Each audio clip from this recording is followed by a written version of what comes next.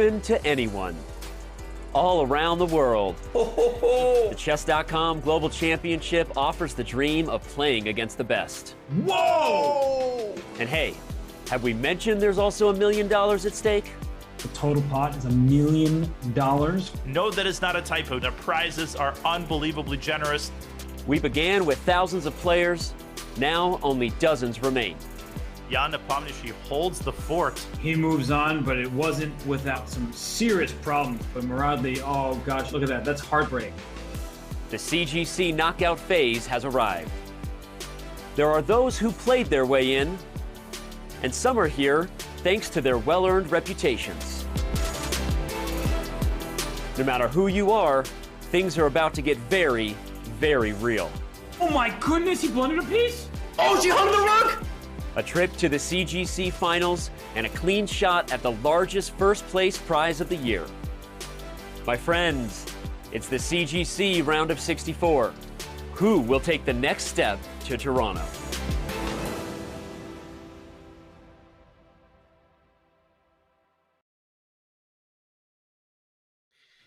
Good day, everybody. It's a lovely Saturday day here in Riga, and also the place where James Gante is streaming from. We are very, very happy to be back with another exciting day for the 2022 Chess.com Global Championship. Your host today is FIDE Master James Gante, and I'm Gramster Art Nations. James, I mean, it's wow, what a great days ahead of us with so many matches to follow. Absolutely. Of course, lots of matches, knockouts, and a lot of knocking out to be done with some big guys, of course, as we all know. It's going to be a lot of fun to see with all this money on the line as well. I'm here commentating with you, and it's 6 o'clock in the morning. In fact, maybe almost 7. But actually, I'm always up at this time usually anyway. So it's going to be great. We're here with the chat. How's the chat doing? Arthur, I'm excited. Right, so once again, we have reached the knockout phase of the Global Chess Championship, or the CGC. Here you see, this is the format overview, single elimination knockout, because 64 players are battling out for a prize fund of about 1 million USD. The time control in the knockout matches is 50 minutes plus 2 seconds for every single made move. 4-game match. It's a rapid match. So basically, the first one to score 2.5 points is going to win the match. And there's the Armageddon with a bidding breaks tie. Yeah, of course. This is definitely hard because the single elimination, Arthur, is like, that's it. You have one shot to make this happen, right? And it's very tough, of course, because anything can happen in these three games here. So 64 players. Wow. Began with 64. And now 32 players have been invited by Chess.com. What are some of those names? I saw Ivan Chuck. Chucky's here, Arthur? Chucky? Yep. He's here. He's going to be playing later, but not right now. So as you see, the top seeds are Hikaru Nakamura, Duda. He's going to play right now. So Fabi, Nepo, Giri, Dingaroni. And I mean, this list is huge. Actually, Vishy Anand recently already lost in round 1. And this means all of these matches are completely unpredictable. Yeah, in fact, my bracket's already busted there because I had Anand going pretty far. I was like, oh, and Anand's playing? Yes, of course. But, fill out the bracket, get close to that 100K. And my dreams were shot in there. So, of course, it happens. As we see, but today's matchup, as we see a Group B with Duda and Gula. I'm not familiar with Gula as much there, Arthur. Right. He's a young Grumps from India, and India has produced so many great talents recently. It's not only, right, ordinary guys. It's Gukesh and Sarin and Pragananda, and Guga is just one of the latest additions. Water. Something in the water over there. We got to test it. Right, and then we have the two friends, actually, Wang against Peter Leko. So Peter Leko is going to return from the commentating seat. He is widely regarded as a great commentator. Wang has unretired. So this is going to be a very, very interesting match between two very good friends. Absolutely, of course. That's nice to see him coming out of retirement to play. Of course, he had some health issues before, and hopefully everything is good now, so he's able to play here. And then we have Vidit and Sarana. Alexei has been definitely tearing up the field lately as well, but Vidit is no joke. I mean, you have two Indian players there. Something they're eating. I don't know what it is, but two Indian players here. The big heavy matchups. As you know, they just are a powerhouse team so far. Powerhouse country, that is. India has been very good, right? So look at the prize money there. Arthur, talk about that for a minute. That's money. Right. So once again, the total prize fund, James, is $1 million. I mean, it's actually quite unprecedented prize money for online tournament. You see the champion is going to receive 200K in the pocket. The top 8 players, they are going to meet later in November in Toronto, Canada. But every single participant of the Global Championship Knockout Tournament is going to get at least 5,000 US dollars.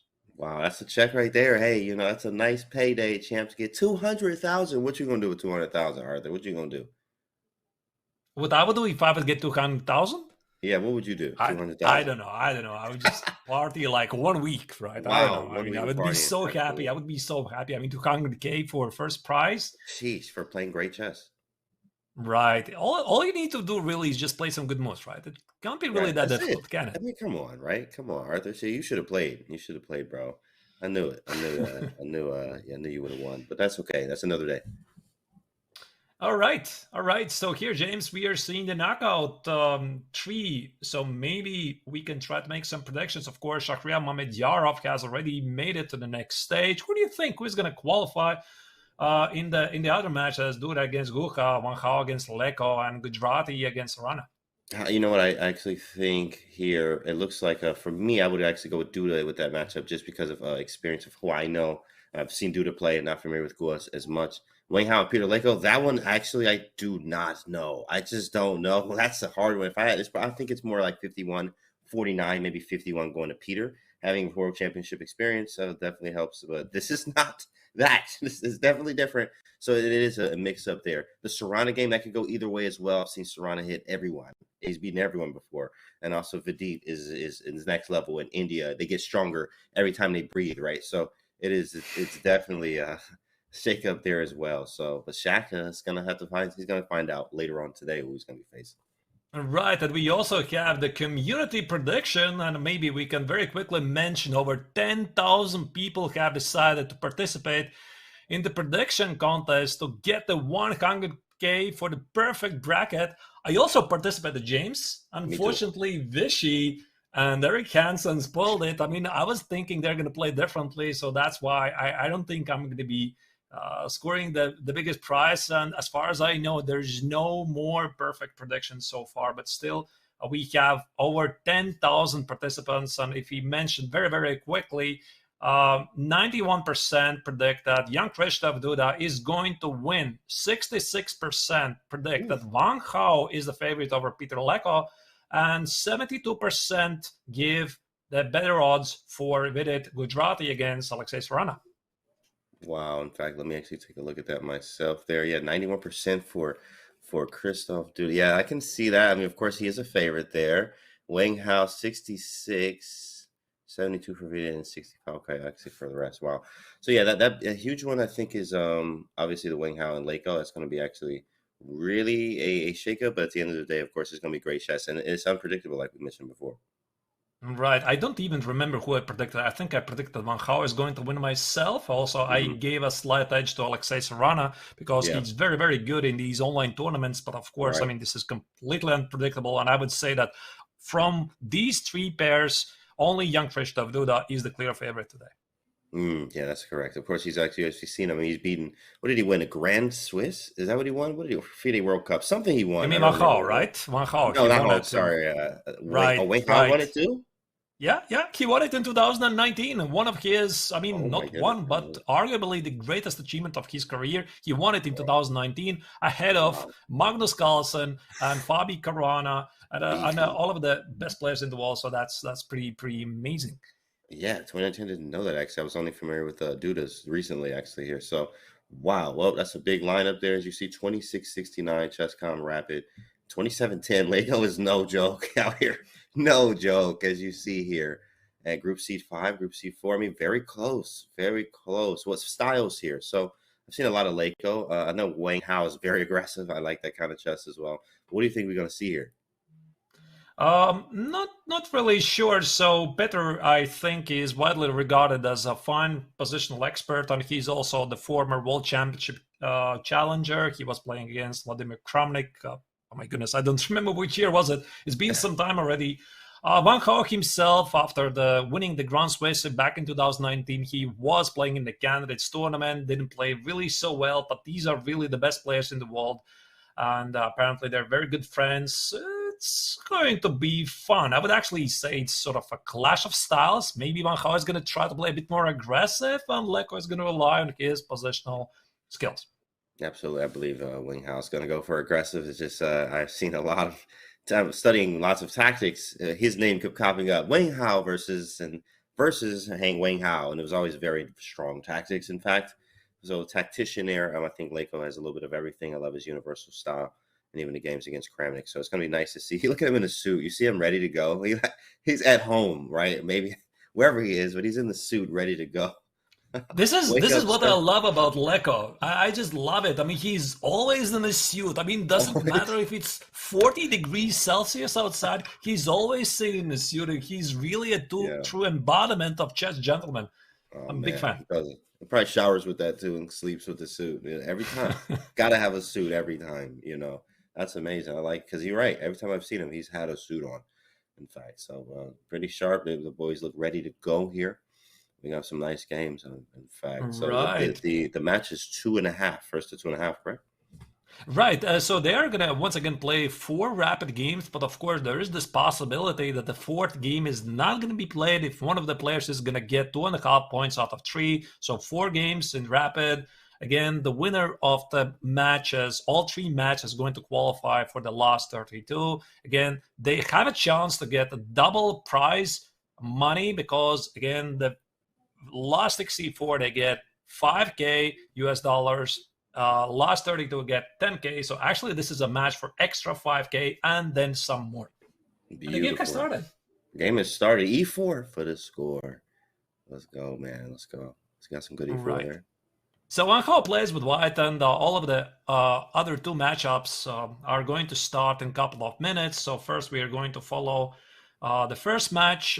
All 3 matches are going to be played simultaneously. Only the second and third match is going to start in a couple of minutes. So we have Roy Lopez. Yeah, Roy with Bishop B5. Of course, let him think it out here. He's like, what do I want to do? You can go obviously so many ways here. Roy-wise, I mean, I would play A6. It's very standard. That's my favorite. Yeah, there it is, A6, right? Let's just see where he goes. There's so many ways you can go, obviously. Chat, this is still theory. All theory. Right, and I was thinking if Petter is going to play the Berlin, the infamous Berlin, I mean, he maybe spent something like 10 seconds trying to figure out what people are going to think of me. If I'm going to play in this amazing tournament, the Berlin variation, which is notoriously known for many drawing lines, but still A6, Bishop E7, this is more combative continuation. Absolutely, maybe even going into Briar variations. I'm more of a fan of the Archangel variation from the black side. As sometimes we don't castle, play H6, G5 early, just going for it, right? But of course, you can be very conservative here. Wang Hao likes that kind of stuff anyway. And I guess he didn't want to put us to sleep in the chat. It is early over here in the U.S. playing some Berlin, so we probably all would have went to sleep. Now we can stay awake for this game and see what happens. Right. Ricky won. Rookie one. This is, of course, mainstream theory. Now, short castle, this is an invitation for the Marshal. H3 is the declination of the Marshal. So once again, instead of H3, if here white had played, let me just go very quickly, C3 with the idea to play D4, black very often plays D5, and that is the reason why black castle short and not plays D6 immediately. But as you can see, Wang Hao was not in the mood and decided to discard it and played H3 and D3, which has become quite popular lately. I'm actually liking this as well as I'm looking. H3, D3, right? But this is, I think, man, it feels like they're all the same, right? When you see these, C3, knight D2, knight F1, knight G3. Or you go A4 at one point. Sometimes you go knight C3, knight D5. You put the bishop on G, like, it's the same thing almost every time. Now, of course, there's always subtleties, right? Where's the knight? Is it on A5? Is a pawn on C5 for black? Are we going Briar with knight B8, knight D7? I mean, it's many ways that you can go. I remember watching lots of Magnus games as he was coming up, playing in this fashion here. But lots of chess, lots of rich positions. That's what you get in a Roy. Right, and also one of the big ideas here for black, he's threatened to play knight a5, capture this Ruy Lopez, typical Spanish bishop, so white needs to do something about it. Is it either c3 or a4, as you, James, already mentioned, maybe a3, but normally white tries to address this problem and deal with knight a5. Actually, you know, I'm looking here, maybe there's this bishop d2, which has become quite popular idea lately, but no, Makao plays a3, and knight b8 is immediately responding. Knight b8, sort of Breyer like Roy Lopez here variation, which I know Magnus was a fan of. I think Spassky as well from the black side was very nice with this. Very good Breyer play. He was just good at Roy, period. But knight b8 and also knight d7's coming. And we just play, oh, there it is, knight b2. Yep, same stuff. Yeah, this is just, I mean, this is still theory, right, Arthur? I mean, they can go another 20 moves here. Right, easily, James. And also it's quite amazing, right, that this knight b8 has considered to be one of the cannon moves of the Ruy Lopez for black, because you can't help but feel, why can't I just play knight a5, bishop a2, and c5 and be very aggressive? But the theory has proved that this knight on a5 is slightly disconnected from the game, and even if you play knight c6, this knight is not really good there, so that's why black is willing to waste 2 tempos, put the knight on d7, where it is standing just a little bit better than on c6. All right, and we have got an award that all of the other games have started. Let me just try to find them. Chat says Peter got his game face on. That man. All right, yeah, I got it. Absolutely, Chato. I see you. Correct. He in there in the zone. I would be too if you got 200,000 on the line. You know, I'm gonna lock myself in that room. And only me is coming in and out of it, right? It's right. It's a lot on the line there. What game is this up? This is young Krzysztof Duda playing against Mitraba Gucha. I mean, to be honest, I haven't heard much from Gucha really, but it's not really a big surprise because India has produced so many young talent lately, and Gucha is one of them. He's about 20, 21 years old, already a grandmaster, and India is just producing these amazing young talents, and it's really exciting to watch it. So we have some sort of a French, very sharp line. Absolutely. French here with Queen G4. I am a fan of the white side of this, but I do know that India, I mean, it's insane what they're doing over there. I know Kramnik was over there working with them, and also Anand. So I do know that having 2 world champions work, I know what's going on over there. I just got to spend a good 6 months over there and then come back, and you know we'll see what happens. But they're definitely producing some powerhouses, as we see. This French is very, very combative, as you would see in many other Frenches. You would see like stuff would be bad. The bishop is still bad on c8. Usually, I like to play the queen b6, bishop d7, bishop b5 if we're going to play French because of the bishop here. But there's also dynamicism with c3 pawn hanging in many lines. I think white actually has the most fun in these lines, but black, if he can stay solid and using the pawn breaks as he's doing right now, he should have a good game. We'll see. All right. So this is one of the common themes in the French defense, the winner variation, e5, c5, a3, bishop c3, b takes. So white is willingly ruining his pawn structure, but he's relying on some dogs for weaknesses at the king side. So maneuvers like queen g4 are very common. Queen c7 is not the most common move, really, but it makes sense because black immediately applies pressure against white's queen side. Queen g4, very aggressive, countering the pawn on g7, f6, and now indeed, players are thinking it out. Yeah, white's a move here, actually. I was just going to say, just knight f3 is just natural move to make. C4 played very quickly here. So what is the theory? Yeah, this is tough because the bishop doesn't get out. What's the theory here? Do you know? I have no idea because this is not really the mainstream theory. I don't remember queen c7 f6 after queen g4. I mean, these lines very often are played like this. A4 though is a very common idea because bishop a3. I mean, the first thing I'm thinking about is the immortal game of Michal Botvinnik against Jose Raul Capablanca, right? This bishop a3 sacrifice, and then the queen got completely in a destructive move at the king side. So this bishop on a3 is unchallenged because black is missing the dogs for bishop. Absolutely. That bishop a3 is going to be a problem. It's going to be a huge problem. It's going to land on d6. I mean, I just have a bishop in your house. And also play h4, h5, h6, sometimes even rook lifting h3 to g3.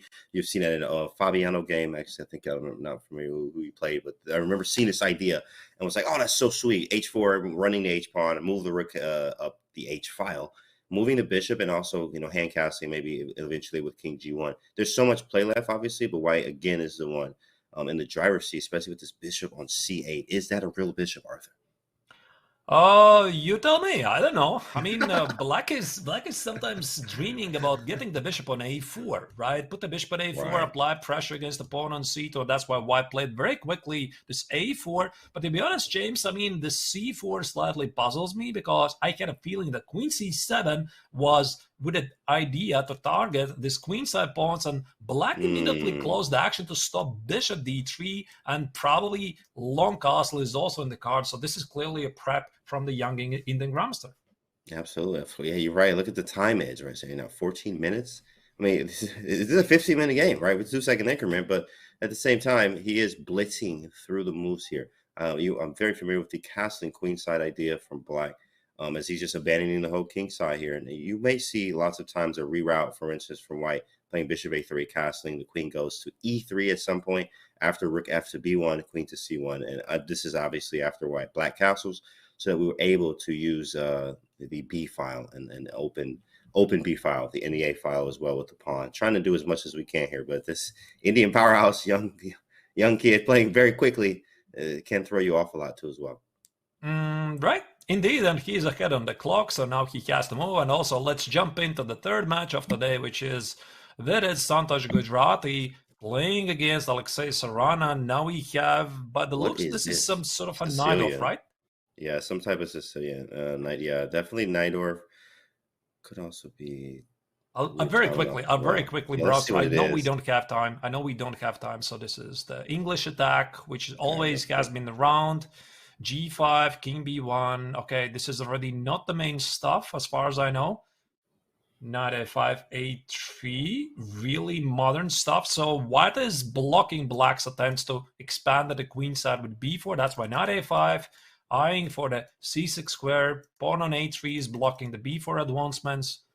And bishop d5, f4. Well, this clearly is theory. I mean, you don't cook it up over the board. Right, look, if it just fast moving, takes, and I'm playing against your bishop. I love it. Wow. But also, you can defend everything, can't you? Okay, he played bishop d8, common idea in the Najdorf. Where are we going to reroute to? Queen f3, a4. Whoa, this is spicy. Man, Arthur. Woo. I mean, James, I'm seeing this. All I understand is the players don't really care about the pawns. Because first thing, I mean, you play knight e5, you give up the pawn. No, it's not give up a pawn. This is a sacrifice. So white willingly sacrifices the pawn to get a good control of the light squares. There you go, a second pawn sacrifice.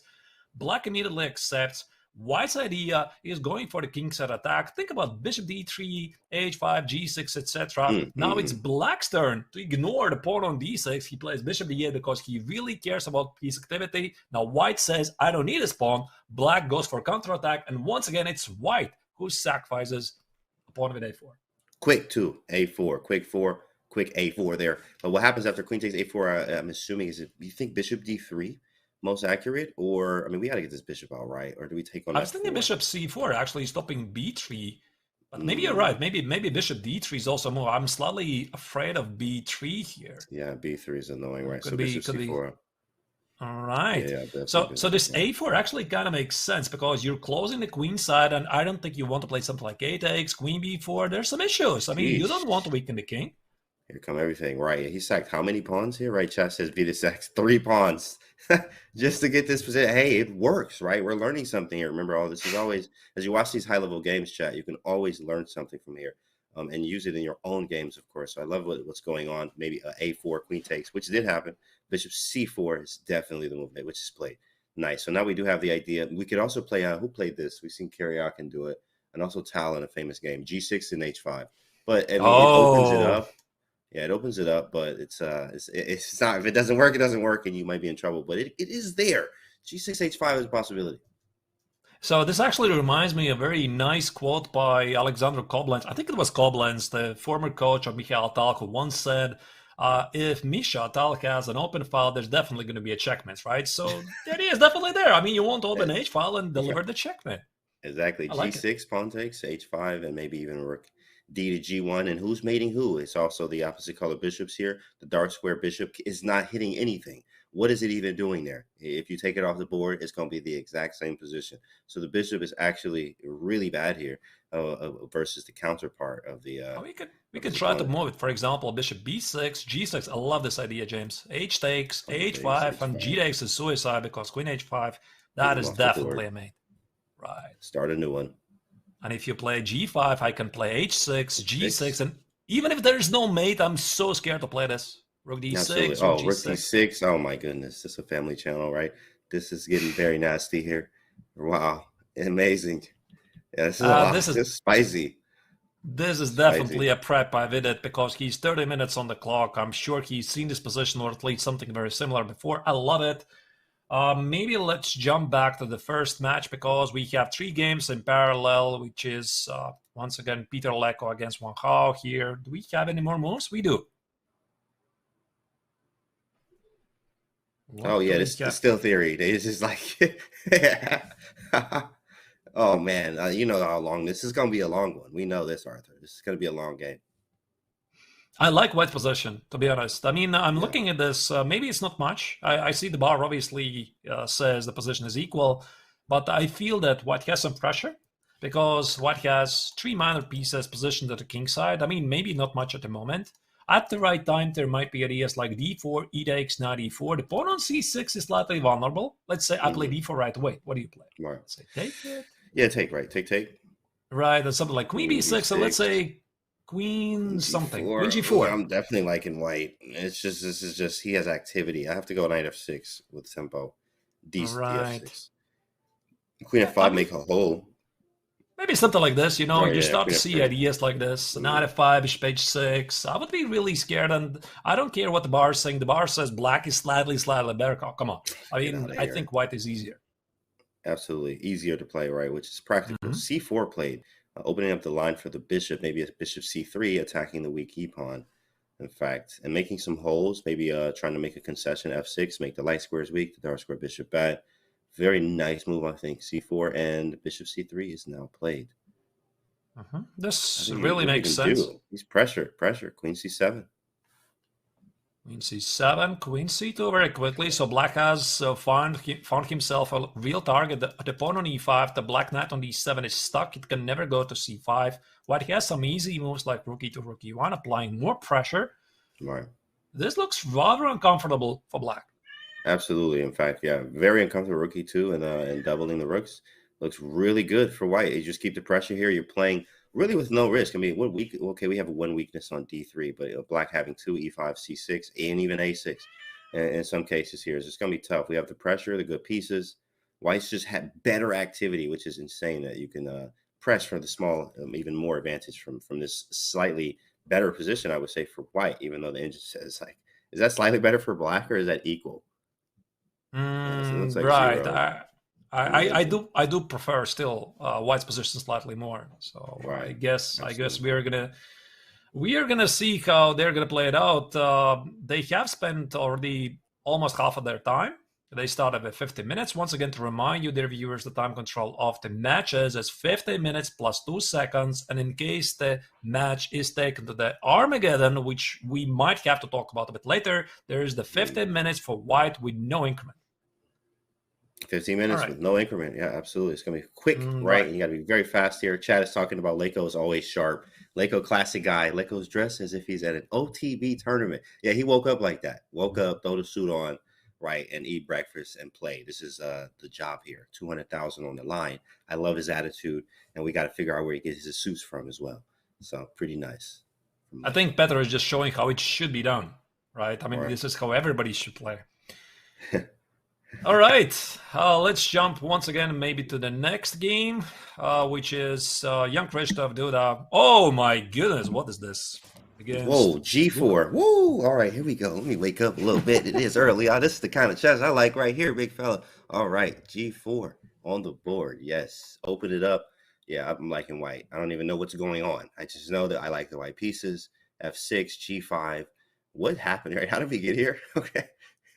Black decided to go for a counterattack. G5 makes sense, right? G5, knight f3, knight f5. The queen on h3 slightly disconnected, and black says, hooray, let's play h5 with g4 threats. Now white has really nothing else to do than to respond with g4. H takes obviously is impossible due to the pin on h8.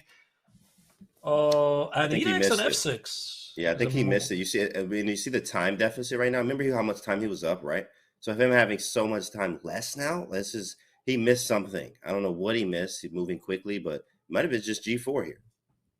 That's what he missed. G4 looks very serious. What about knight h6? If I still insist on the threat to take on G4, what happens? Ooh, that's a big boy move from a big fella. What about pawn take, knight takes G5? This is so annoying, huh? Wow. Queen G2 doesn't work. Pawn takes. This is insane. What actually do you... Why does he not just play knight h6? I mean, I guess you take on h5 with the queen. Yeah, and when I win the pawn, how do you actually get it back? It's not that easy, right? Queen takes, pawn takes. I know this is a threat. This is actually a free pawn, right? Correct. Queen takes h5 is probably it. G4, knight h4, yep. Takes, knight g6. And then I come back around. Pick up the pawn. White is definitely better. Right. White is definitely better here. And I can't help but feel that this entire sequence of G5, knight f5, h5, it looks very tempting, but it maybe was slightly prematurely. Yeah. And he should have played something else like, knight e7, of course, is normal, but bishop d7, long castle. I think this was the original idea by Gukesh. He just decided to go for it.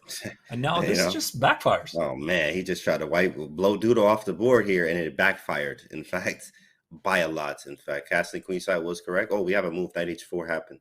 Pawn takes played very quickly. And Duda, you see how relaxed he is and comfortable, just chilling. You can tell from the body language he understands, yeah, you messed this up.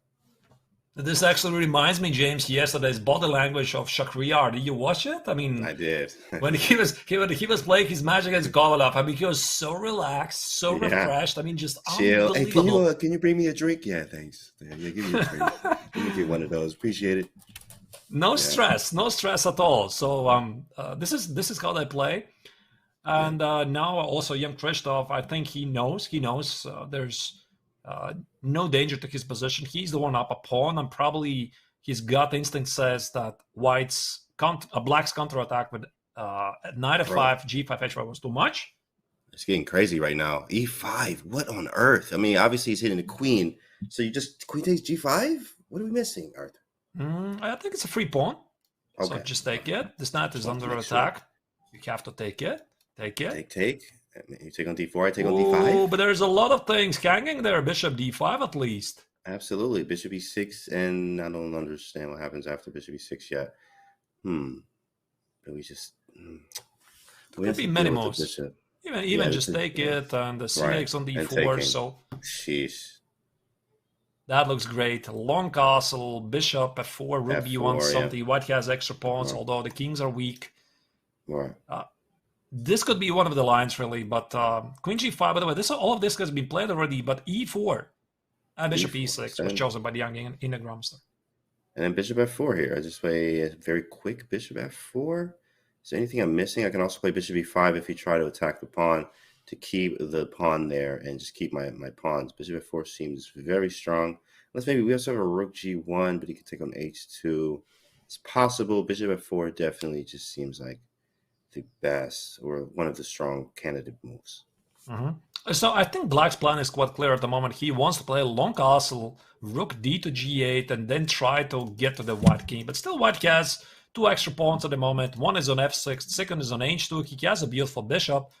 Whoa, h4, look at that. H4, he just like, I'll push the pawn through. Remember, there are some French lines like this where, which line is that? That's usually with maybe a win hour, but where queen comes out to g4, you let them take on g7. They play rook g8, and you take on h7. And then sometimes I remember running the h-pawn down and just being a menace with that pawn, obviously. It's what it reminds me of here. Because the pawn is super annoying. You have the h-pawn is pass. You have a pass f-pawn. And now castling queenside, me kind of had to go for this, as you mentioned before, with this now playing rook d to g8.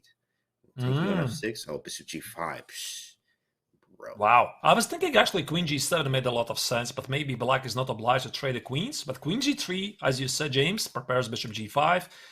I think black already has no choice but to sacrifice the exchange, because now if he allows bishop g5, white has solidified his position, and the pawn on f6 is very much alive. So I would maybe sack the exchange.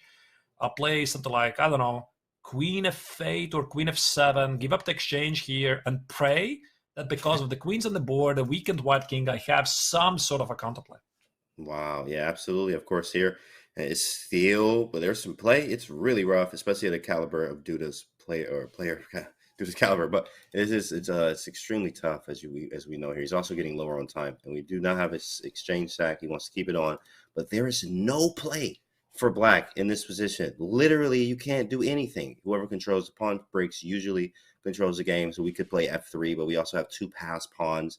Yes, our king is safe behind the closed center, in fact. So even playing king to d2, as you pointed out there, this is just very good for white. I mean, 91% on that prediction is looking like it's going to be, well, at least for the first game here. There's 4 games, first to 2.5, but Duda looks like he's going to take this first one.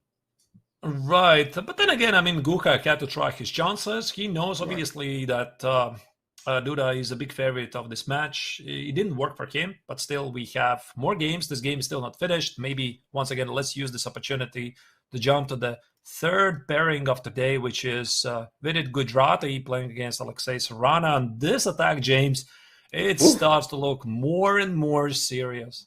It's vicious. He's on him, big fella. Get off me. Somebody get the man off of me, right? Right now, he is all over him right now, okay? Vidit is looking for it. Is it whose move is it? Okay, it's Sarana's move, because white, I mean, we're looking at queen e4, queen f5, g6, h6, everything 6. It's oh my goodness, very scary here. Everything is scary. So I'm trying to figure out, what does black even play right now? So we can try to check it out, actually. So b3, I want to go for this counterplay, and I love your move, queen f5, James. So this pawn on h7 is impossible to defend. I can give you one check here.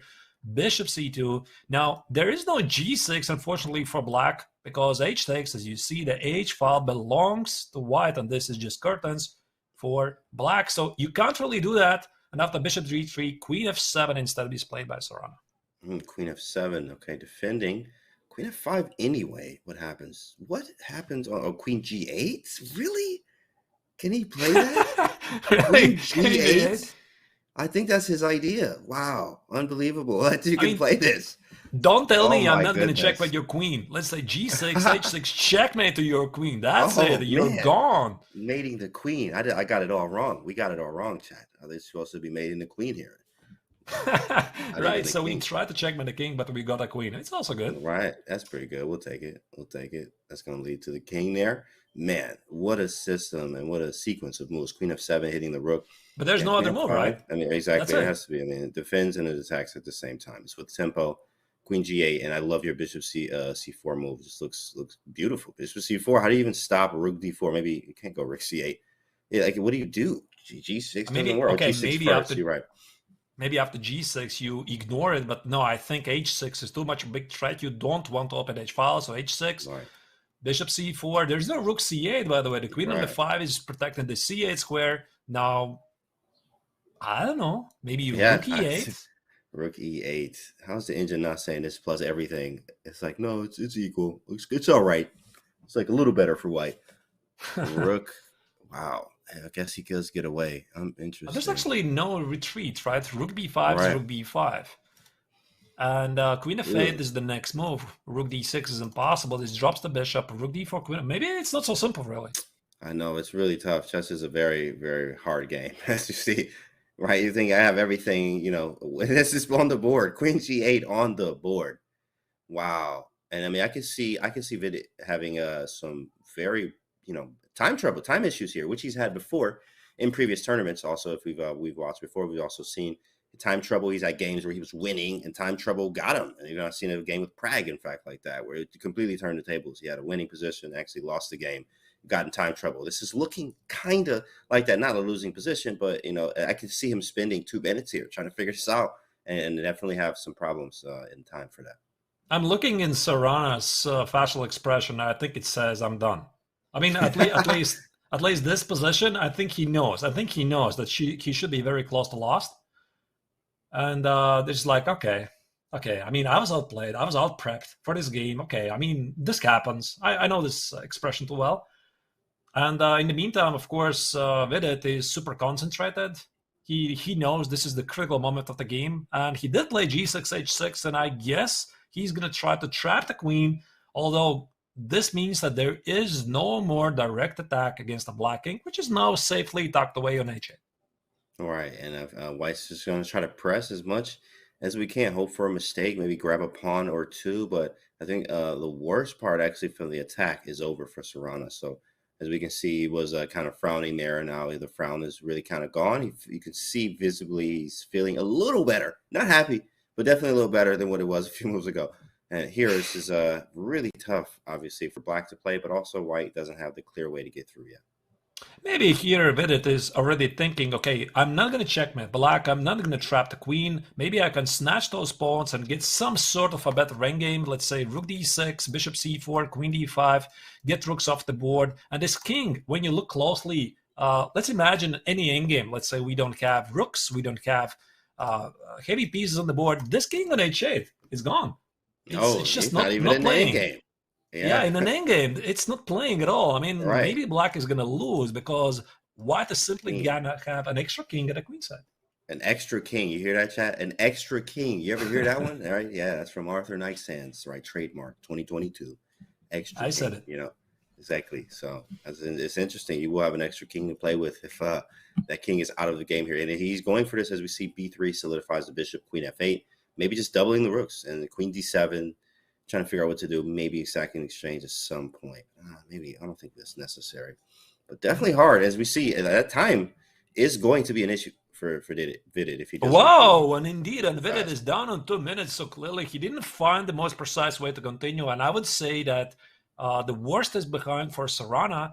Bishop on c7 is an ugly move, but still it is asking White some very direct questions, how you're going to crash through. It's not that Sarana really cares about the pawn on b6. He just wants to make sure that this rook on d5 is not going to land somewhere on d7, f7, and maybe there is going to be a mate.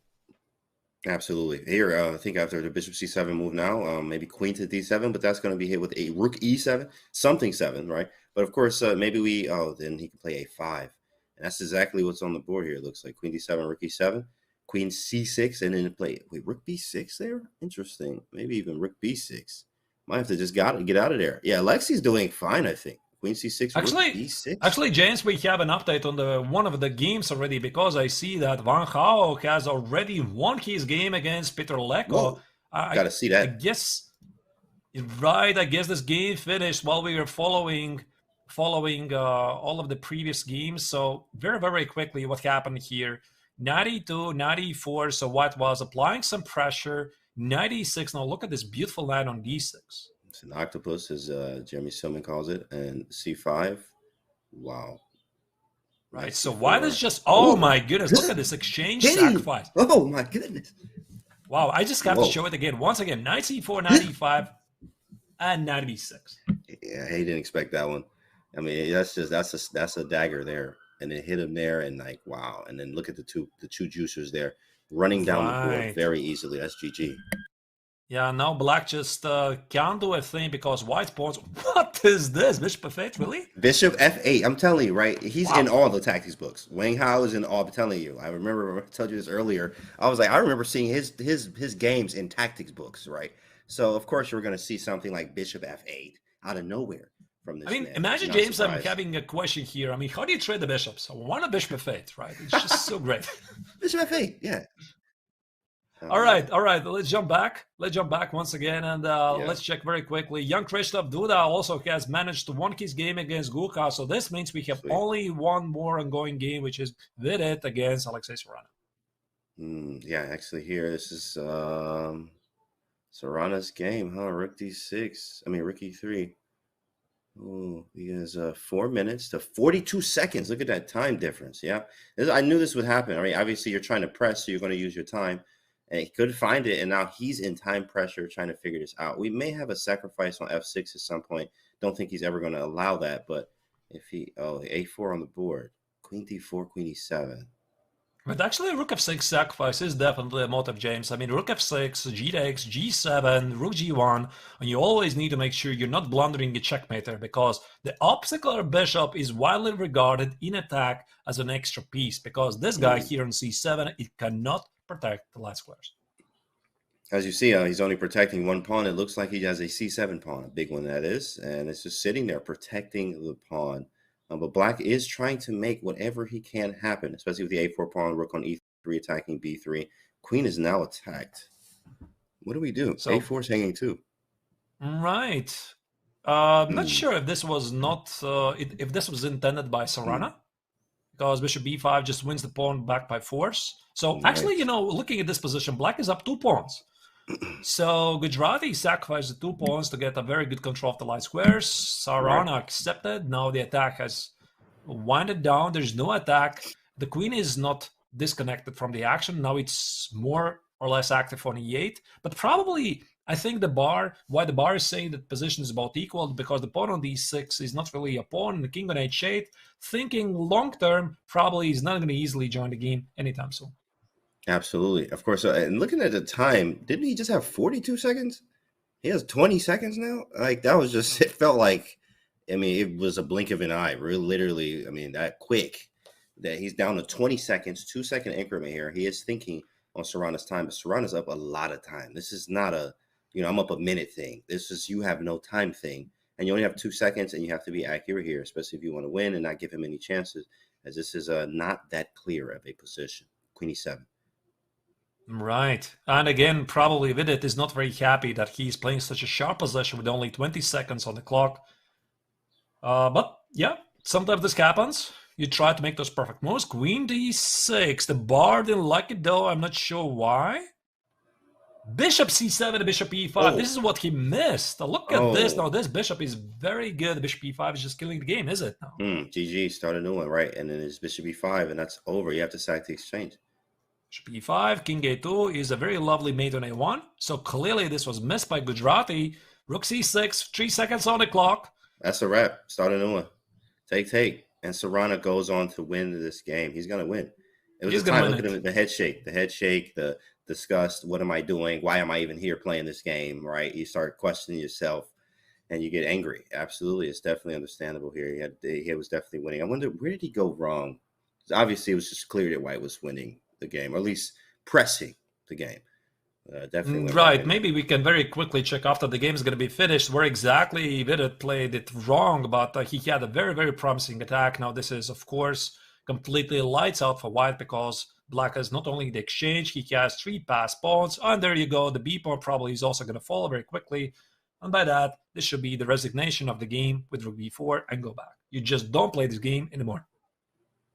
Yikes. Yeah, this was definitely a hard one, especially winning with Black here too is huge, right? You only need 2.5 for the match here. Winning with Black, and then you have the white pieces press for more. It's tough, very tough situation for Vidit. But I think this is also a kryptonite for him, actually, is a time. Well, obviously everybody has this too, but he definitely, I've seen this more than one time. We've seen this episode where he's been pressing, but he used too much time and actually ended up losing the game. I definitely was talking about that earlier. It happened here. It happened. 13 seconds. Wait a second. Here comes the king. That was the rook trade. And there it is. It. Yeah, that's it. That's the final move.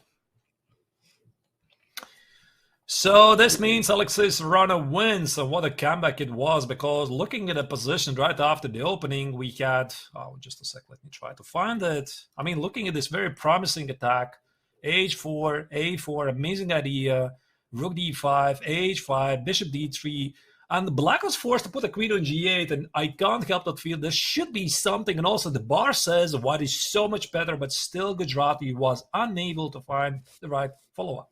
Yeah, it's a tough game, but also there's more chess left. You just shake it off. Of course, mindset-wise, you shake it off and we get back to it because we got more chess to play. So, of course, we just have to be better, and that's all it is. It's a lot of chess, knockout format. Right. So I think we are now going to make a very, very short break until the start of the next game. After the first game finishes, there's about 6 minutes break until the second game starts. Again, this is only the first game of the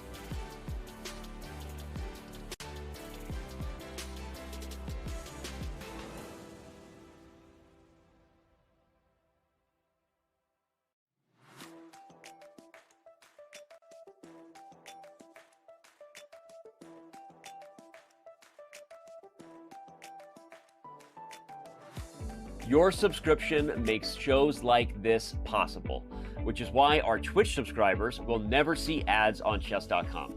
Connect your Chess.com account and Twitch account at go.chess.com/connectaccounts, and bang, boom, voila, you're done. 100% ad-free bliss forevermore. Whether you're following our events on site or on stream, type the command connect in the chat, and thank you for helping bring these shows to life.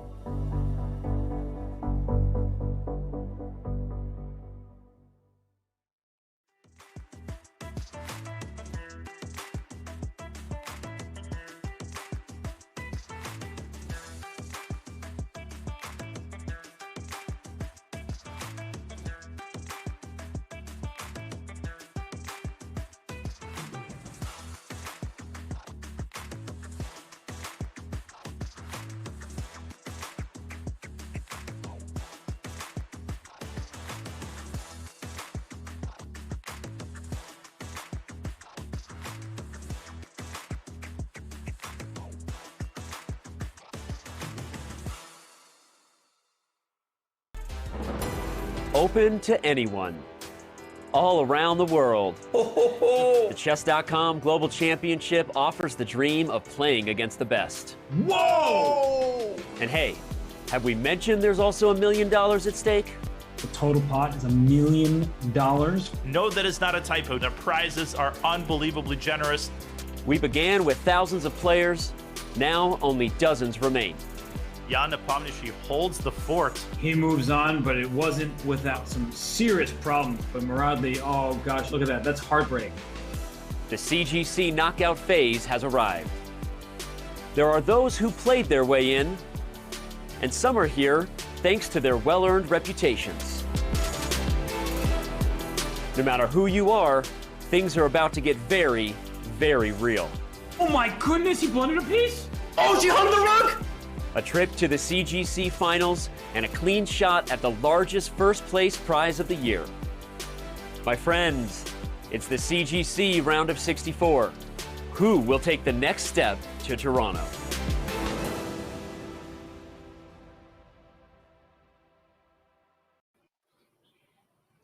Welcome back, everybody, for the Chess.com Global Chess Championship 2022. James Canty, Arthur Nations, we are your today's hosts for the Group B matches. Last 64 are battling out, and 3 matches are being played on right now.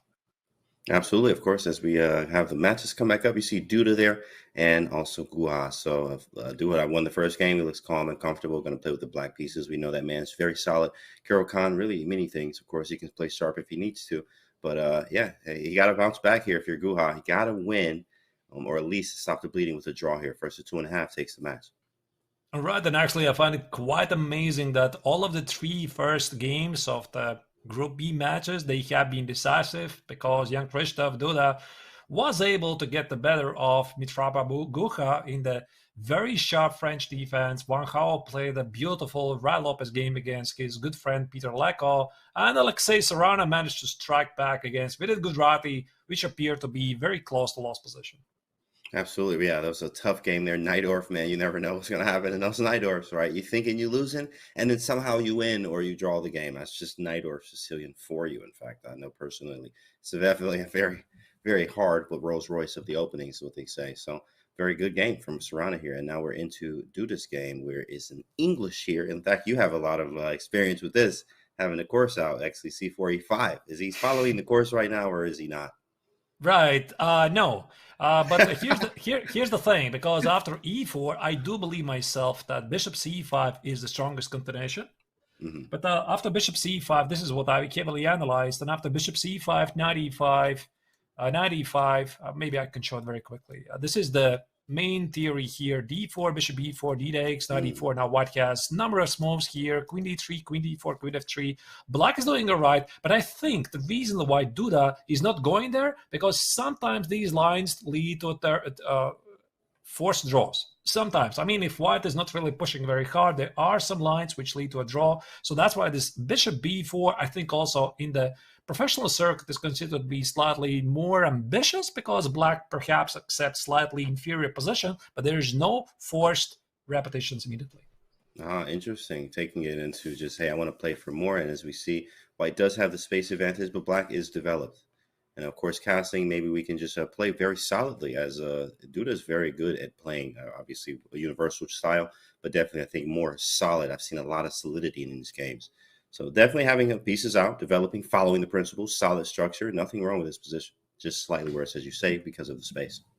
I'm really puzzled, James, because it's amazing how the modern theory moves on, because I'm looking at this position and all I see is a great weakness on d4, because now black should Right.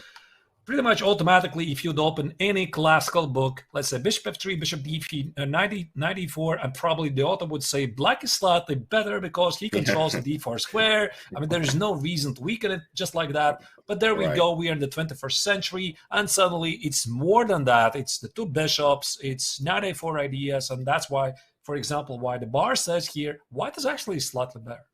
Yeah, interesting. White is slightly better, especially with that space. You can always maybe play something with d5. The flexibility, the options are there. And I think having lots of options give you lots of, obviously, possibilities to do things and lots of possibilities for your opponents to go wrong and maybe not choose the correct plan. So very, very simple, I think, so far. A pretty easy position. And I think I would actually take white, obviously. And this is what's happening. Bishop f3 and knight going to d4. And out of the books, right? And white has a slightly better position due to this debate. That's so funny, bro. And that's exactly what's happening here. Right. So, I mean, white claims that the weakness on d4, it's not much, and knight a4, so we exactly predicted. I think knight b6, probably black doesn't want to allow. For example, let's say I'm going to make some null move like h6, knight b6, take it, bishop d4, take it, and bishop e2. I think this kind of position should be better for white, because I'm going to have a pawn storm at a king side. The pawn on d4 is slightly not allowing black to combat this opponent once, but at a king side. So that's why I think after knight a4, black has to do something. Duda played very quickly c6. C6, very nice. Not damaging the structure. As I said before, he's a very solid. I've seen a lot. Even the time where he was beating actually Magnus Carlsen in a game, he actually was really like, he was winning and he went the solid route instead of going the wild route, which he was supposed to do. Sometimes it's tough to do that and go for that. Even like Karpov had the same thing. Games, he would be winning, he would draw, right? Just solid, just stopping what you're doing. And we can see that here with Duda here. It takes with the A pawn after playing C6. Wow. I was not That expecting is strange. Now, that is really strange. I don't understand that. This is so weird. Just a second. What was the idea? Because I felt that he played c6 to recapture the queen, right? What? So knight b6, why not queen b6? Why did Duda suddenly decide to take with a pawn? Because now you said, James, c6 kind of doesn't make any sense. So for example, bishop d4, e takes, and this is the position I was suggesting that white is better, but black has included c6, which is difficult to understand what exactly it gives for black. I don't understand either. I mean, I think c5 actually will be played, as you mentioned, bishop e2, f4, pawn storm. Black can play c5 and defend it. He's rerouting the knight. I mean, this is, white could just press forever, I think, here. It feels like white absolutely has the advantage.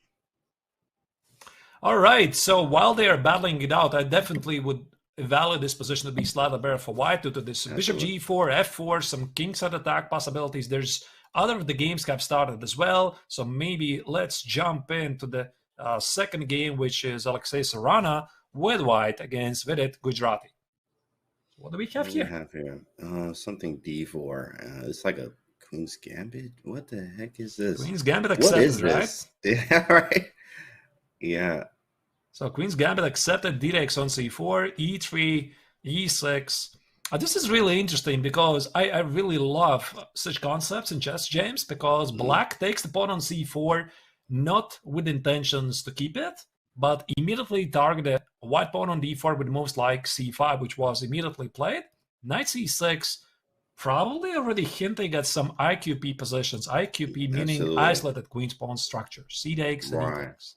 Yeah, actually, I'm a fan of the IQP myself. I do like sharp positions. I mean, I love anything tactics, right? My grandfather Tal taught me very well. Right. With that being said, of course, it's you see this a lot from the Panov-Botvinnik and the Caro-Kann structures, where pawn takes d4, you have some type of transposition into a Panov-Botvinnik, but the bishop's misplaced on c4.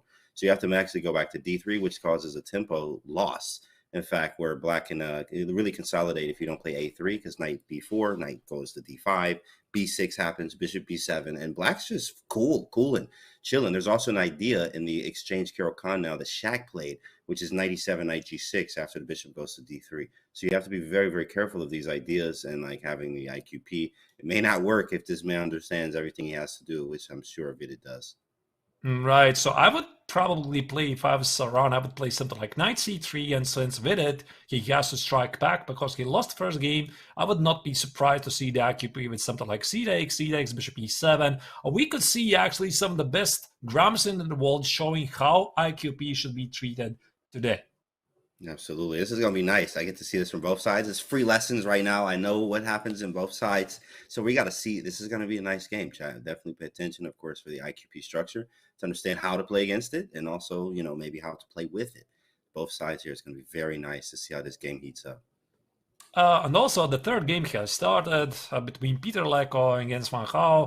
Wang, we didn't really follow much of his first game because they started it quietly in the Real Lopez, and suddenly the Chinese grandmaster like switched to the next gear, and he just outplayed his very experienced colleague in a very, very nice game. This beautiful exchange sacrifice for d5, knight b6, giving white, I mean, in the previous game, a very, very nice chain of pawns at the queen side. And then this bishop f8, James, that was like a killer move. When it comes to tactics, that man is a tactic, right? So it's very scary playing him. And I knew that this was going to happen. He plays bishop f8, sacrifice the exchange.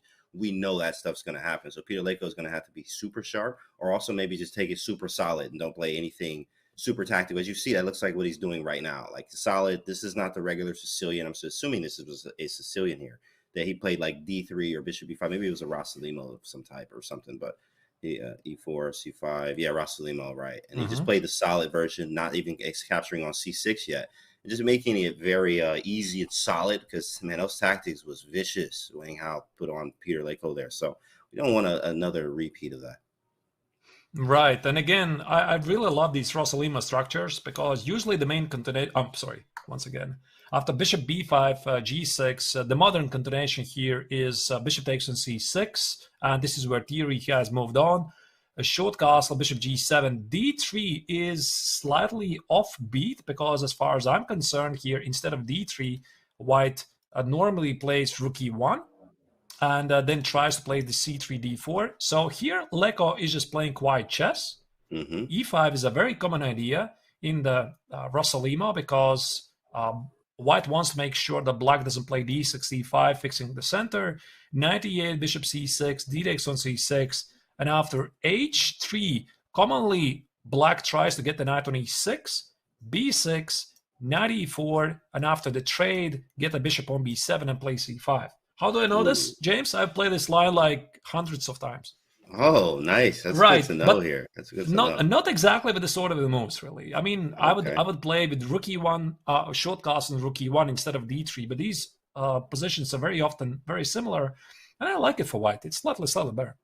Yeah, I'm not a fan. Is from the black side, in fact, because I've tried a lot of RO64. It's just not the greatest. It's just annoying. Like you don't get the Sicilian you want when you face the RO64. So it's just not fun to play against the RO64 here.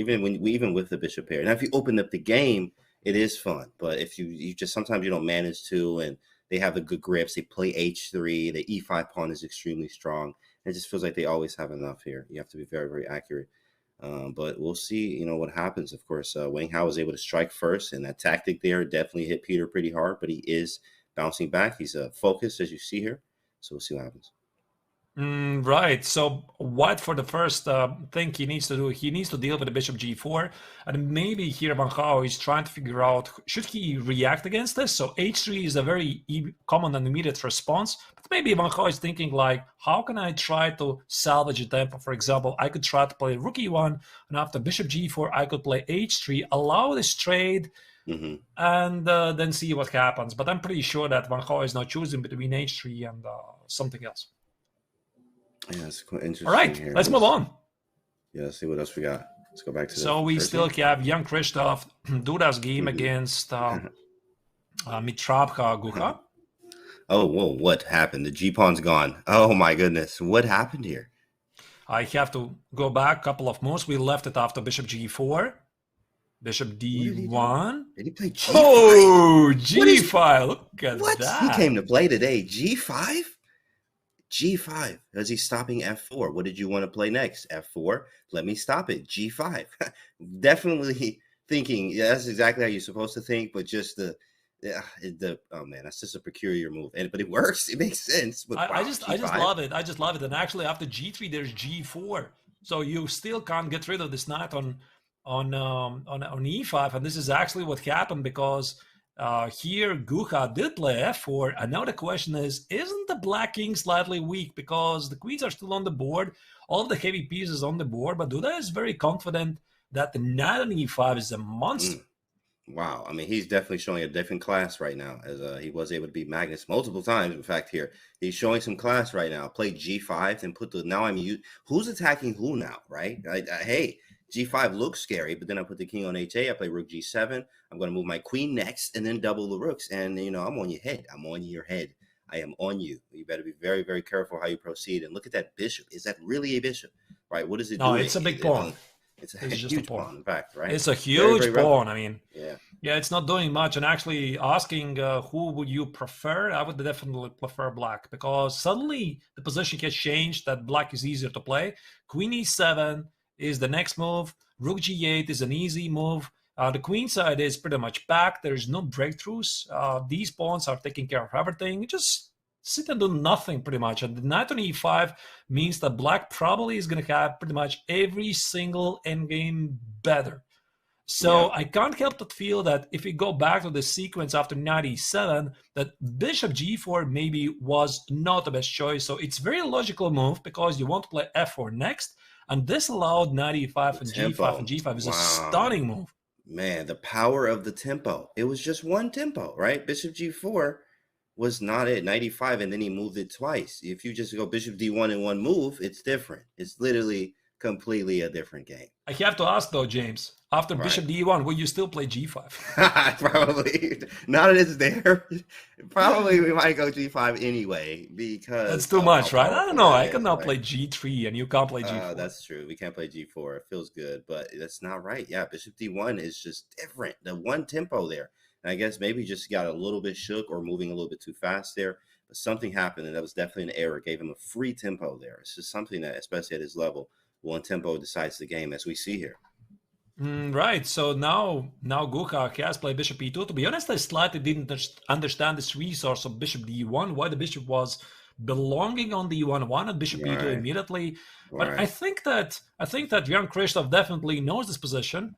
And maybe if we go back to the moment when he did play C6, this was perhaps a provocation. He did provoke white to do this. I mean, knight B6, A takes, Bishop D4, E takes. I would assume that probably Jan Krzysztof has either analyzed something very similar or he has played something similar before, and that's why he played this very weird sequence. And it prompted white to take on B6 and take on D4, but Duda simply understood it better. Yeah, he understood it better. I mean, just understanding those positions, even in some of the strangest positions in the world, if you have the better understanding in your opponent, I've done it before, I've seen it before, right? It's on you to find the most precise moves. That's the power of obviously studying and using home prep as well. Queen H4, was a big fan of this move.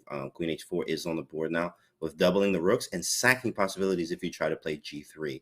I don't think you're going to be able to get away with that one after the double row, right? Sacrificing, and we're mating somehow. So definitely pressure is on white. I think he's going to play Bishop F1. I don't know. That's maybe for Bishop E2. Yikes. Yeah, but this bishop is Bishop D1, Bishop E2, Bishop F1. It's really looking the role. What is it supposed to do in this game? And while Guka is trying to figure it out, let's jump to the next game, which is Alexei Sarana against Vidit Gujarati. And this is not the actual position. Just a second. The actual position is this one. Oh, there we go. Wow. We are on Queen F3 here. Okay. Nice. So he got rid of the ISO pawn. A bishop, I think white's just pressing, right? We have Rook C5 at some point, but we got to be careful. Obviously, Rook's hanging, so I mean, maybe just equal, right? Maybe just equal. Wow, this is black's better, actually. They like black a little bit. No, I would say it's quite equalish, but to be honest, I'm a bit surprised by Sarana because maybe when we left it after knight C6, Queen E2, A6, Rook D1, it was actually Vidit who didn't take on D4, so it was not Sarana. He didn't take on d4, he played b5. And now I guess Sarana decided that IQP is not going to happen. He decided to include d takes on c5, and we get some sort of a symmetrical position, which is not really so simple, but usually it's sort of equalish. And takes, and here we are. Yeah, and Sarana's down on time here. Black with a very solid position. We have the bishop versus knight. Could have an a4 later, create a pass pawn. I mean, there's play. This is not a draw. Far from it, in fact. We have a lot of play left, but this is one of those Kramnik type positions. What do you say? You have to play these positions very you have to slow in a way. Very slow, like quiet moves all the time, right? Playing the normal position, you have to play them very well. Here is not a lot of play. Rook a2. I mean, it is, but you have to play stuff like rook a2, rook c2, h3, g3, king g2. Very, very slow moves because this is a long game. This is not an easy And also look at the clock, James. I mean, here Vidit has 12 minutes on the clock against Sarana's 7, so clearly he feels this position better. He has equalized it, but again, he's the one who has to win this. Yeah, in fact, yeah. Vidit has to figure out how to win. Queen b7 here? I thought we have queen b7. Yeah, what about queen b7 indeed? Looks very logical, right? Takes in queen b2, though, I think. Take, and queen b2. He's hitting a3. I mean, he's hitting a lot of stuff. Apparently, it's not. Apparently, everything's okay. Rook c8. Wow. Ooh, that is powerful because takes. Wait, but what happens? Okay, maybe I give you a check first, right? So to kill the bishop. Check bishop f1. Right? And now take it. How is this? And this is somehow a draw, right? Yeah, probably draw for... Probably perpetual check because you can't play 98. This wins. c5. Yeah. Hurts. Yeah, it hurts. It hurts. I don't think it's going to happen, though. But queen b7 is a move. It's a move, but maybe Sarana is going to play something more cautious. H3, sure G3, right? Making very small moves here. And you can see that time difference is growing. So he does not want to... it's hard. It's hard to play this position, right? So H3, G3, I mean, we'll see. Right. Yeah. But again, I mean, queen b2 might be still a threat at some point. So rook c1, queen b2, as you already mentioned. Right. Maybe queen e2 is slightly passive. Yeah, queen e2, maybe I just go knight d5, right? And just better my pieces. Maybe try to get the knight on c3 and try to double on the c file. And lots of play. I can always push f pawn, h6, g6, king g7, get off the light squares. You can do everything. So shut down the bishop, right? G6. I mean, it's not the most exciting game at the moment, but still, I think this game can go either way. And for the moment, Gujarati is looking really good because he lost his very first painful game. Now, rook d1 is on the board, slightly surprising. Giving away the c file just like that. I didn't expect that. But I guess White already wants to make a draw by playing a4, liquidate these pawns, and then just make a draw. Because I don't see White playing this for the win. Yeah, absolutely not. In fact, someone in chat like, yo, Vidit, destroy him, bro. Like, it's just, so easy to do in this very quiet position. So, of course, you always want to root for your player here. But definitely, this is a very quiet position where this could very, very well likely be a draw with best play. But, of course, Vidit is one pressing on the clock. A draw would be fine for Sarana. But you really don't want to do it with the white pieces. Of course, you do want to make more from the white pieces to win with white, draw with black, what they say. But hey, 1.5 out of 2 is not bad, and you would need obviously in the full point to finish out the match. Rook c3, yeah, he's definitely pressing. Yeah, rook c3, this is unpleasant, and that's why I didn't like this rook d1 idea at all, because now rook takes on d3 suddenly is a resource. So Sarana clearly is playing on the defensive. He probably evaluates that he should be able to hold it. The rook on c3 is quite unpleasant. Black is pretty active. For the queen on e5, rook on c3, probably the knight is going to jump on d5. So I guess after something like a4, White will be, with a perfect play, able to liquidate into a draw. Let's jump maybe to Peter Leko against Wang Hao, because they also have the second game. To remind you, Wang Hao won the first game of their match with a very brutal execution in the Raul Lopez. It was pretty rough. I mean, you don't forget those type of tactics, right? So you get hit with that. You're like, you know what? I need to be more solid and think and calculate a little bit more in that next game. So Peter's on it. You can see he's in the zone. And this position is much, I think it's a little bit better. In fact, it is much better than what he got in the first game here. So, in fact, I mean, maybe his queen's better placed, obviously equal very equal. His structure's the same. Yeah, so his queen's in a better place. But yeah, how do we get here? Bishop takes c5. Wow, what happened? Wow, that is so strange. Whoa. I don't understand this decision by Peter. So he clearly knew the idea of h3. And he allowed his bishop g4 take on e5, bishop Open d6. up the game for the bishops. Yeah, this was strange. That is a bit strange. I mean, I don't see how white can claim any advantage in this line. I mean, at the best, he is getting equal. I love this maneuver, by the way, by black. Knight f5 and knight takes on e3, and this shows great understanding by the Chinese grandmaster that the bishop on d6 in the long term is going to be a better piece than the knight.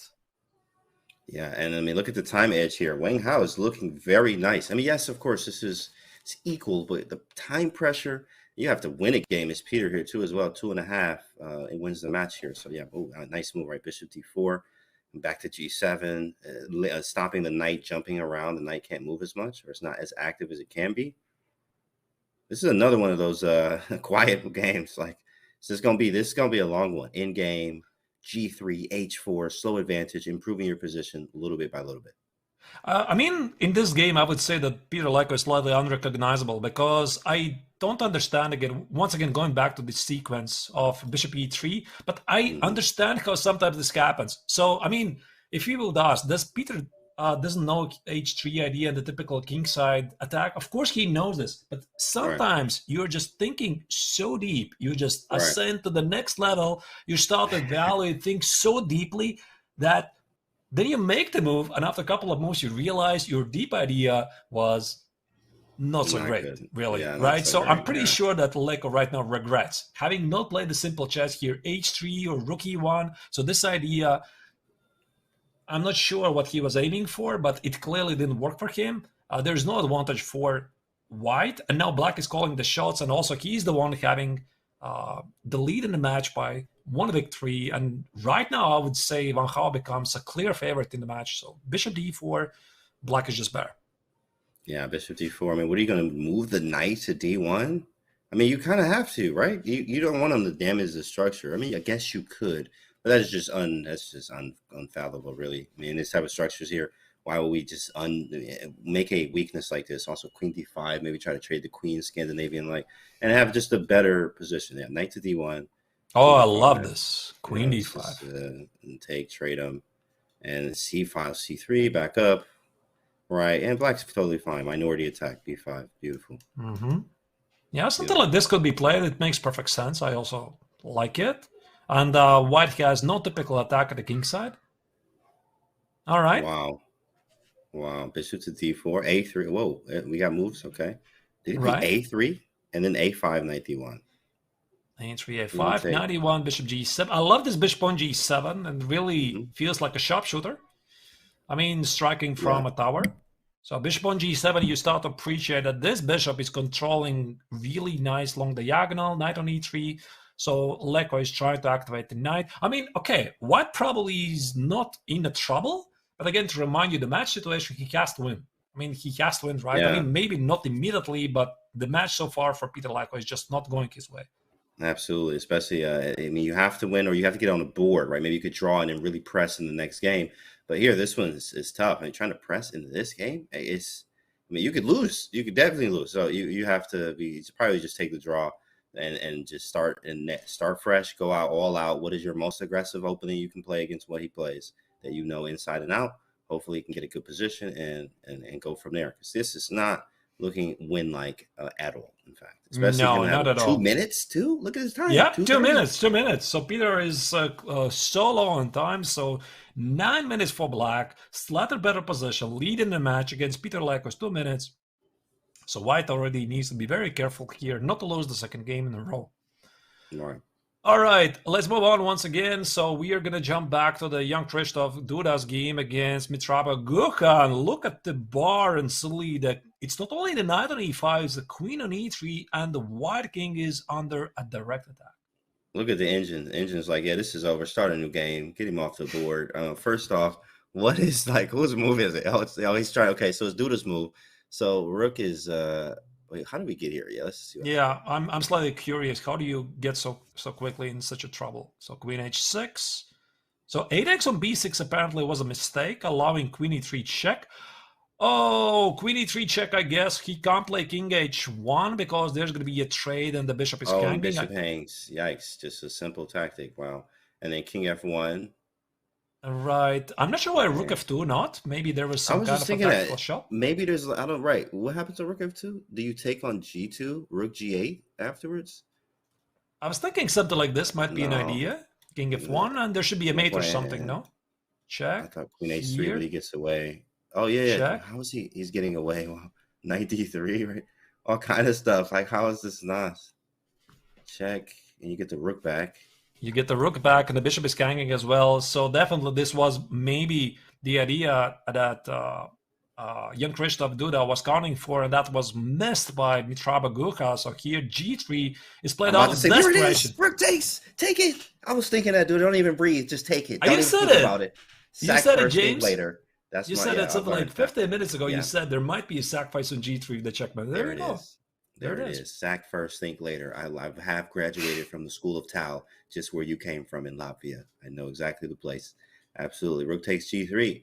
That is beautiful. Absolutely a beautiful move there. He takes with the queen here. Oh, shoot. That is better. That also is good. Dang. That's just mate. How do you stop mate? I guess you How don't. do you? Yeah, I guess that's a resi on the spot. Resignation. Right, About to and get you out the look at chair. the body language. Man. Gucha is not happy the way he is being played this match so far. He's demolished in the second game in a row. So clearly, young Krzysztof is on the verge to win the match. Okay, bishop f3 is lights out, of course. Knight x and f3. This attack is too strong. I think we're going to see resignation in a couple of seconds. Unbelievable. Very strong. Ooh, queen e3. Nasty stuff here. That's a checkmate by force. Rook g1, queen d3 is mate on the board. G1 and resigns. Wow. What a Wow. game. What a game by Duda. So he ventured in, I guess, in a slightly worse position, but he understood it better and he was able to prove he was the better player. The second victory in a row for young Krzysztof Duda. Let's jump into the ongoing games. And there's also Alexei Sarana playing against Vidit Gujarati. And now this should liquidate into a draw unless there's a fork on c2. Yeah, right. Yeah, the fork on c2, right? Don't miss the fork. Oh, man. That will happen. So that happens a lot, right? In fact, you just missed the simple fork here. But also, means it engine didn't move. Why is it not? Wait. Interesting. Rook c1. Wait, that doesn't do anything. You just take Rook bishop. c1, rook b5. What, right? What is this? Bishop a4. That doesn't work either. I don't understand. Bishop f4 is not a1. How is this equal? Bishop d7, maybe. But then you just move the rook. I don't understand. I don't understand what they want. This is me neither. And the question is, how can you play something like this? I would be so scared. Rook c4. Oh, rook c4. Rook takes c4. Goodness. Intermezzo check. Oh my goodness. Yeah, that's tough. I didn't see that one. That's a wow. Ooh, wow. That's cold-blooded calculation. Yeah. This is really top-notch calculation. But I think that Sarana, after the slightly misplayed opening, he was going right there because we left it about here. Right, and after these slightly careful moves, bishop f1, you could feel that Sarana is thinking about liquidate this game in a draw and trade these pawns. And this is exactly what he did. After a couple of moves, he gave up the pawn, takes on b5, bishop b5. He precisely calculated rook c4, rook a8, bishop takes on c4. This is equal, but this doesn't mean it's going to be a draw because this position with a rook and the knight, you can play forever. Yeah, you can play forever here. Yeah, that's very annoying, in fact. And he's going to try to play it forever. Also, Sarana being down on time here is huge. H4, G3, yeah, maybe very easy for White, I think. Mm-hmm. Yeah, of course. I mean, I think he should be able to hold it without a lot of issues. Rook c2, maybe try to get the knight on e4, get access to the f2 pawn. Mm-hmm. This looks equalish, and maybe also let's have a peek what is happening in Petr Leko's game against Wang, because this, I have a feeling James is going to finish in a draw. And here Wang is slowly taking over the game again. Oh, let's see, f5 here from Vidit, takes. Rook h4. The pawn on h7 is under attack. I guess you place h5. You cannot do that, right? This is a great move by Peter Leko because rook h4, h5. There's rook g1. Oh, The rook pawn is g1, okay. impossible. Yeah, it's g6 is impossible to hanging. defend. I guess Wow. h6. h6, yeah, h6, rook g1, g5, okay. Mhm. h6 is annoying to play too. Yeah, h6 but is a it good move, so it's played played. too, by the way. h6, rook g1. What I find troubling for white, James, here is that the knight on b3 doesn't have any great role in the game because the bishop on g7 is not only keeping together the king side, it's also having some long distance tasks. But this knight on b3 is like lost in translation. I have no idea where to put it, really. I mean, it's targeting the pawn on a5. There's no good outpost, nowhere. There's nowhere, literally no square. If you picked it up and put it down somewhere, right, it would still have no good squares. But maybe f4, but that's not even an outpost. You're gonna get hit with g5, so you gotta be very careful. In fact, c4. And wow, look at the engine just go crazy immediate. Like that is not a move. But why is it not a move? I guess because of the open b file, and probably the knight on b3 no longer is protected. B takes. Let's say d takes, something like rook e5, rook b8. With the knight gone, probably the pawn on b3 also will be lost as well, something along the way. But instead, after c4, rook e8 check was, oh, he blundered the pawn, did he? No, he did not. So you have to play king d2, protect the pawn on d3, and now rook e5. Oh, rook e5, rook e2. Uh-oh, yeah, yikes. Yeah, this is a two-piece. Look at this, no time. 5 seconds left. Knight to c1, he knows. Yeah. Yuck, if you can't play knight c1, I mean, this is, you never do out of good life here. All right, yeah, this is not the move you're trying to play. Knight c1, and you're done. I mean, you can't even move anything. Rook e2 is coming. The pawns are breaking up. The rooks look great. The bishop f6 to g5 is also an idea in many cases. Yeah, even that rook is trapped almost. Bishop f6, rook d4, king c5. Oh, that's a great move. That might be it. Wait, bro, this is actually it's trapped. f6. Oh, wow, he does not. Oh, he has knight b3. Okay, that's why. After rook check, king c5, knight b3 check. Nice resource. Maybe I tried to checkmate your knight, king b4. Oh my goodness, king b4. Look at the king. Look at this monster king, bro. The king defends himself, right? Who said that? The king is making wonders. Right. Oh, man. That's crazy. But okay, b takes and a4 was played. Check. B takes a4, rook c5. Okay, now black is up a pawn, and he has an extra pawn and compensation for it, so things are not going well for the former challenger for the World Championship title. Peter Leko lately has been focusing on coaching and commentating, so he hasn't played it so much chess. When he was one of the best players in the world, and you feel that this is not how he usually plays. But I mean, again, we can't really write down the amazing performance by Wang, who is playing wonderful chess so far. Absolutely, playing very strong tactics, right? Brilliant understanding. He's a scary player. When he came out of retirement, still an absolute beast. It does not change. He's a very scary player. Tactics everywhere, all the time. Right? And 2-0. 2-0. We have two matches. So Alexei Sarana here is trying to hold on. And I told you, James, this is not simple. This is not simple at all. Look at this knight on e4. Look at Vidit.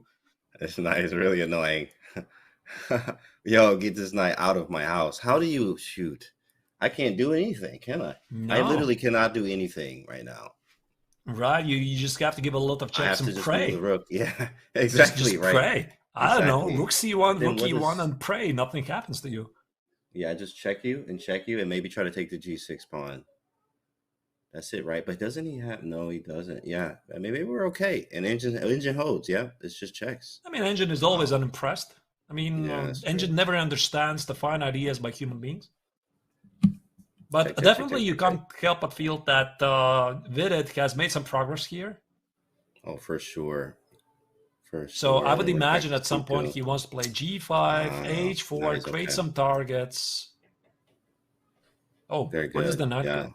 Right. Where does the knight go? I don't like it. Where is he going? Maybe f4. That's going to open us up. That's going to be nice for us, though. He's trying to push 23 seconds, too. I mean, it's almost there. Yeah, it's just not enough. 4-on-4 here. You can't press, and you can't do anything drastic. You could also damage your position to the point where Yeah, but why did he do it? Salvaged. Why F4, he did did do it. it? Oh, man. I don't He's going understand for it it. because he had the perfect position a couple of moves ago. For example, where was this? Again, here. The rook is on the second rank, the knight is on e4. And after a couple of moves, white gets the rook on the second rank, the knight retreats, right? So he lost every Right. single tiny little things he had, and now he has to work it from scratch. I don't like it, to be honest. But, I mean, it wasn't much, but now he has nothing at all.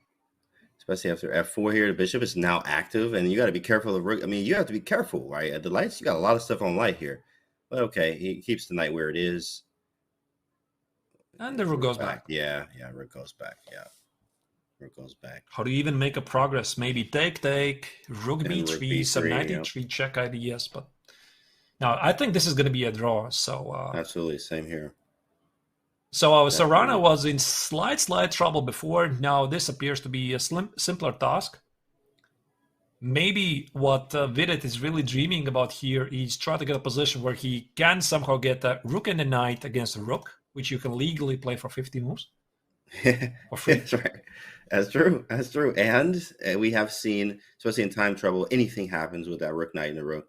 Anything can and will happen with a rook and knight versus rook in low time controls. Right. All right, rook e to check. Bishop e4. Yeah, no, bishop e4. Can I liquidate that? Oh, then check, yeah, and take on g6, yeah. Mm-hmm. Okay, I mean, white doesn't have to do that. He's going to sit and wait. Everything's hailed. Careful move, rook b2, not to blunder any forks. Rook f3, knight e4. So that's why rook b2, rook a2 works. Yeah, also, Vidit is very strong in blitz chess, obviously, but definitely is getting closer to the same time as Sarana here. And it usually doesn't hold as well. At least I think his nerves is usually what gets the best of him in these type of situations. But this is, you can't lose this. Like, there's no, you lose this one, like it's just not your day, right? So it's definitely going to be, I think, a draw here. But time's getting close, right? Time is getting kind of close here, guys. This is totally a draw. So now you're right. You're right, James. Now it's 28 seconds for white, and now actually Vidit is low on the clock.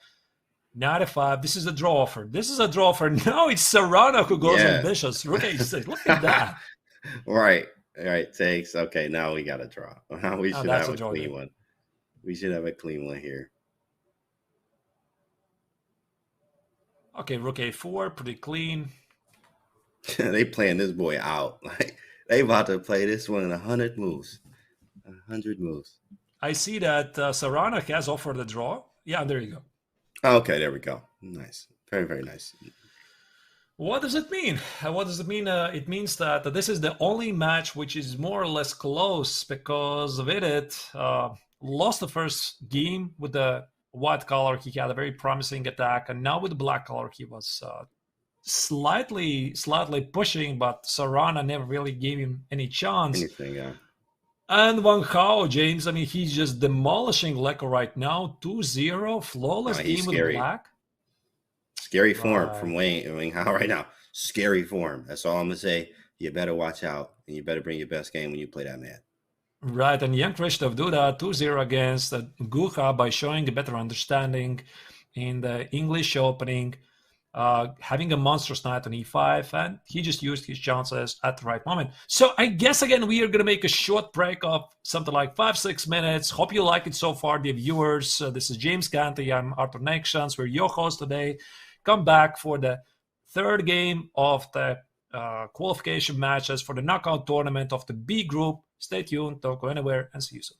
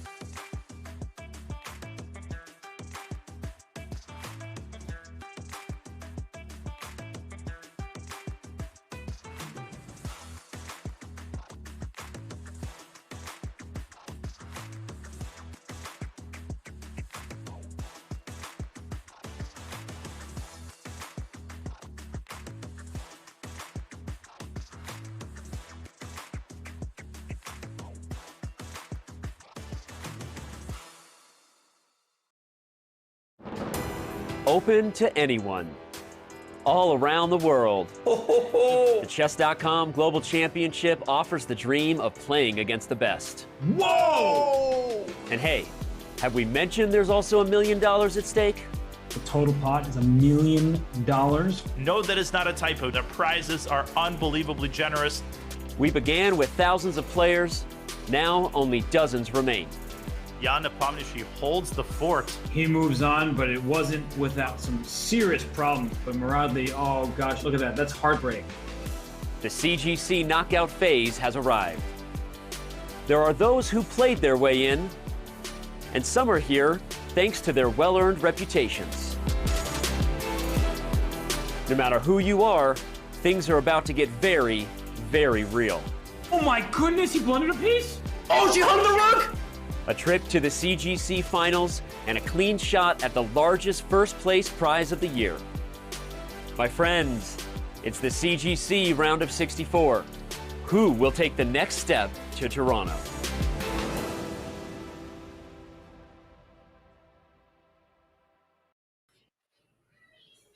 Welcome back to the 2022 Chess.com Global Championship. Your hosts today are James Canty, Arthur Nations, and we are following the B group matches of the last 64, the knockout stage, trying to figure out who is going to qualify for the last 32. As you see, Jan Krzysztof Duda and Wang have started a perfect match so far, 2-0 against very serious opponents like Mitrava Gukesh against Peter Leko, which is slightly surprising, but Vidit Gujarati against Alexei Sarana is a bit closer match. Absolutely. Of course, as you see, the two O's, they are striking. In fact, they are in great shape. Duda, of course, just being an absolute beast, as we know him playing in the super tournaments. And also Wang, who's a tactician and just in great form today, taking out Peter Leko. Of course, there's one game or 2 games left. It could still bounce back. But the first 2.5 wins, they're very close. And then, of course, this very close matchup with Sarana and Vidit is going to be probably the strongest of the match, closest, I would say. And here we can see the bracket is that Shahryar Mamedyarov is already waiting for the winner of the match, Gujarati against Sarana. Maybe it's going to happen already in this round, in this game. I think probably not all of the matches are going to finish in 3 games, but although Wang and Jan Krzysztof Duda have a commanding lead in their match, and as you see, Jan Krzysztof Duda could potentially meet Wang in the next round. That's going to be a huge clash. That's going to be very, very huge. If we see Wang and Duda, they're going to prep for each other. That's going to be some strong stuff there. Of course, Wang being tacticians as he is, very strong stuff. And then Duda is able to be universal, play a little bit of everything. You saw a little bit of attacking and defense and also solidity in the last game. Right, and we see the players are getting ready, and as usual, Jan Krzysztof Duda against Gucha, they're going to start a bit earlier than the others, so 5 minutes in, and then the other games are going to start as well. So I'm curious what Duda is going to choose. Probably he's going to stick to his opening repertoire, and that's it. He plays e4. E4, yeah, and Guha looks distraught here. I mean, you can just tell he is not feeling good right now. That is not the feeling. I mean, everybody, right? It's the sads, right, in the chat, man. This is definitely not a good feeling here. When you're playing against somebody so strong here, he doesn't even know what to play. He's just thinking. What should I play against this monster, right? I'm like, okay, let's try the Karakin. Right. And this is, by the way, a very good sign of a competitive chess player, because usually you are having more than one continuation. D3. I mean, dude, you're my man. I love this. Actually, D3 has lately become one of my favorite repertoires against the Karakin. And 97, Black declines the simplifications, because if you go back a move here, D3, this is actually pretty amazing, James, but after Queen D1, King D1, White actually claims a slightly better position. Slightly better position. And then, I mean, this is amazing, right? The king is on D1, right? Yeah, this is a reverse Philidor, I'm assuming, with a C3, King C2, and you play all that other. When you play this on the white side, when you actually take in the Philidor lines and D takes E5, Queen D8, Black's fine. Black's actually pressing sometimes. So actually, it's interesting that that's actually a thing here. I would never go for this ever in my life. But of course, it's nice to see him do it. That's so fun. And that's why, of course, both players keep more pieces on the board. E5 responded by D4 very quickly by Gucha. I guess the idea that after D5 here, knight G4 was a bit risky choice. I would be thinking about something like E6. E6, F takes, knight G5, attacking the pawn, attacking the knight. I start to see ghosts. The bar says what you're showing me there, but I don't know. It looks interesting. Spicy. Oh, I'm a big fan of this. Spicy. I love it. Love this kind of chess. Yeah, absolutely. E6, knight G5. This is great. Let's see if he goes for the complications here. And E4 is instead played by Gukesh. So here, of course, knight E4 is going to be answered by knight E5 by black. And what do you do? Oh, look at this, James. After knight E2, oh my goodness, we missed this opportunity. I mean, knight E2, there's knight E5. Oh, snap. We did just miss that, didn't we? Wow. Yeah, you just have to take on D4 then. Wow. Right. Yikes, we didn't want that. Right, and that's actually what forced white to take on F6, take on C3, take on G7, and B3. Now, this is good news for Gukesh because he's the one down in the match by 0 against 2. He's playing against one of the best players in the world, and this is the sharp position he was exactly looking for. Absolutely. In fact, this is sharp, man. Like, what is going on? Where do you put your pieces? I don't even know where to put this dark square bishop, really, without it being attacked. So bishop E2 makes sense. Is he going to castle queenside? Okay, well, he told us. Perfect. I was kind of worried about casting queenside a little bit for black, but now, I mean, I'm good. I feel good as white. Oh, look at this knight on D5. You know, James, I really wanted to ask a question about the pawn on C3. Is it going to be a strength? Is it going to be a weakness? But once black put the knight on D5, I mean, you just never, ever get rid of this knight from D5 at all. So the pawn on C3 is now well protected. The knight on D5 is the greatest outpost I've ever seen. Wow, you're right. I've ever seen, right? The greatest knight that ever lived is right there on D5. Because he's not moving anywhere, right? And look at the eval bar. Ooh, just eating it up right now. Ooh, man, what an advantage here. I wonder what's so bad. Maybe E5? Gaining some space, or C5? I was thinking even something along the lines of, what was it? The Budapest Gambit, C5, Rook A6, and Rook G6. There's so many options open here. That is beautiful. Absolutely beautiful. I would do that so fast. Yeah, E5 is good. I definitely like that C5 or K6. That's just, we love doing it. Like, who wouldn't want that idea, right? That's just a beautiful idea. Absolutely beautiful there. Wow. Right. On the other hand, I was thinking H3, D4, and Bishop D3, and Rook E4. You need, and maybe something, and maybe not Rook E4, Bishop F5 there, but you do need to actually get your pieces active. Obviously, the bishop on E2 is not a bishop. Your other bishop is on C1. That looks cool, but A1, Rook. Like, you are not developed here. In fact, I mean, yes, a draw will be fine. But, I mean, we do need to get some active pieces here to even get a draw, right? You still need to have active pieces. So we'll see. Duda looked a bit half asleep there a moment ago. I don't know why. It might be that wine he's drinking right there. He definitely sipping some. Like he's enjoying that glass of some power sip. Yeah. Power sip, right? He looks very tired, to be honest. I mean, look at him. Like, man, I got to stay up. What time is it up there where he is?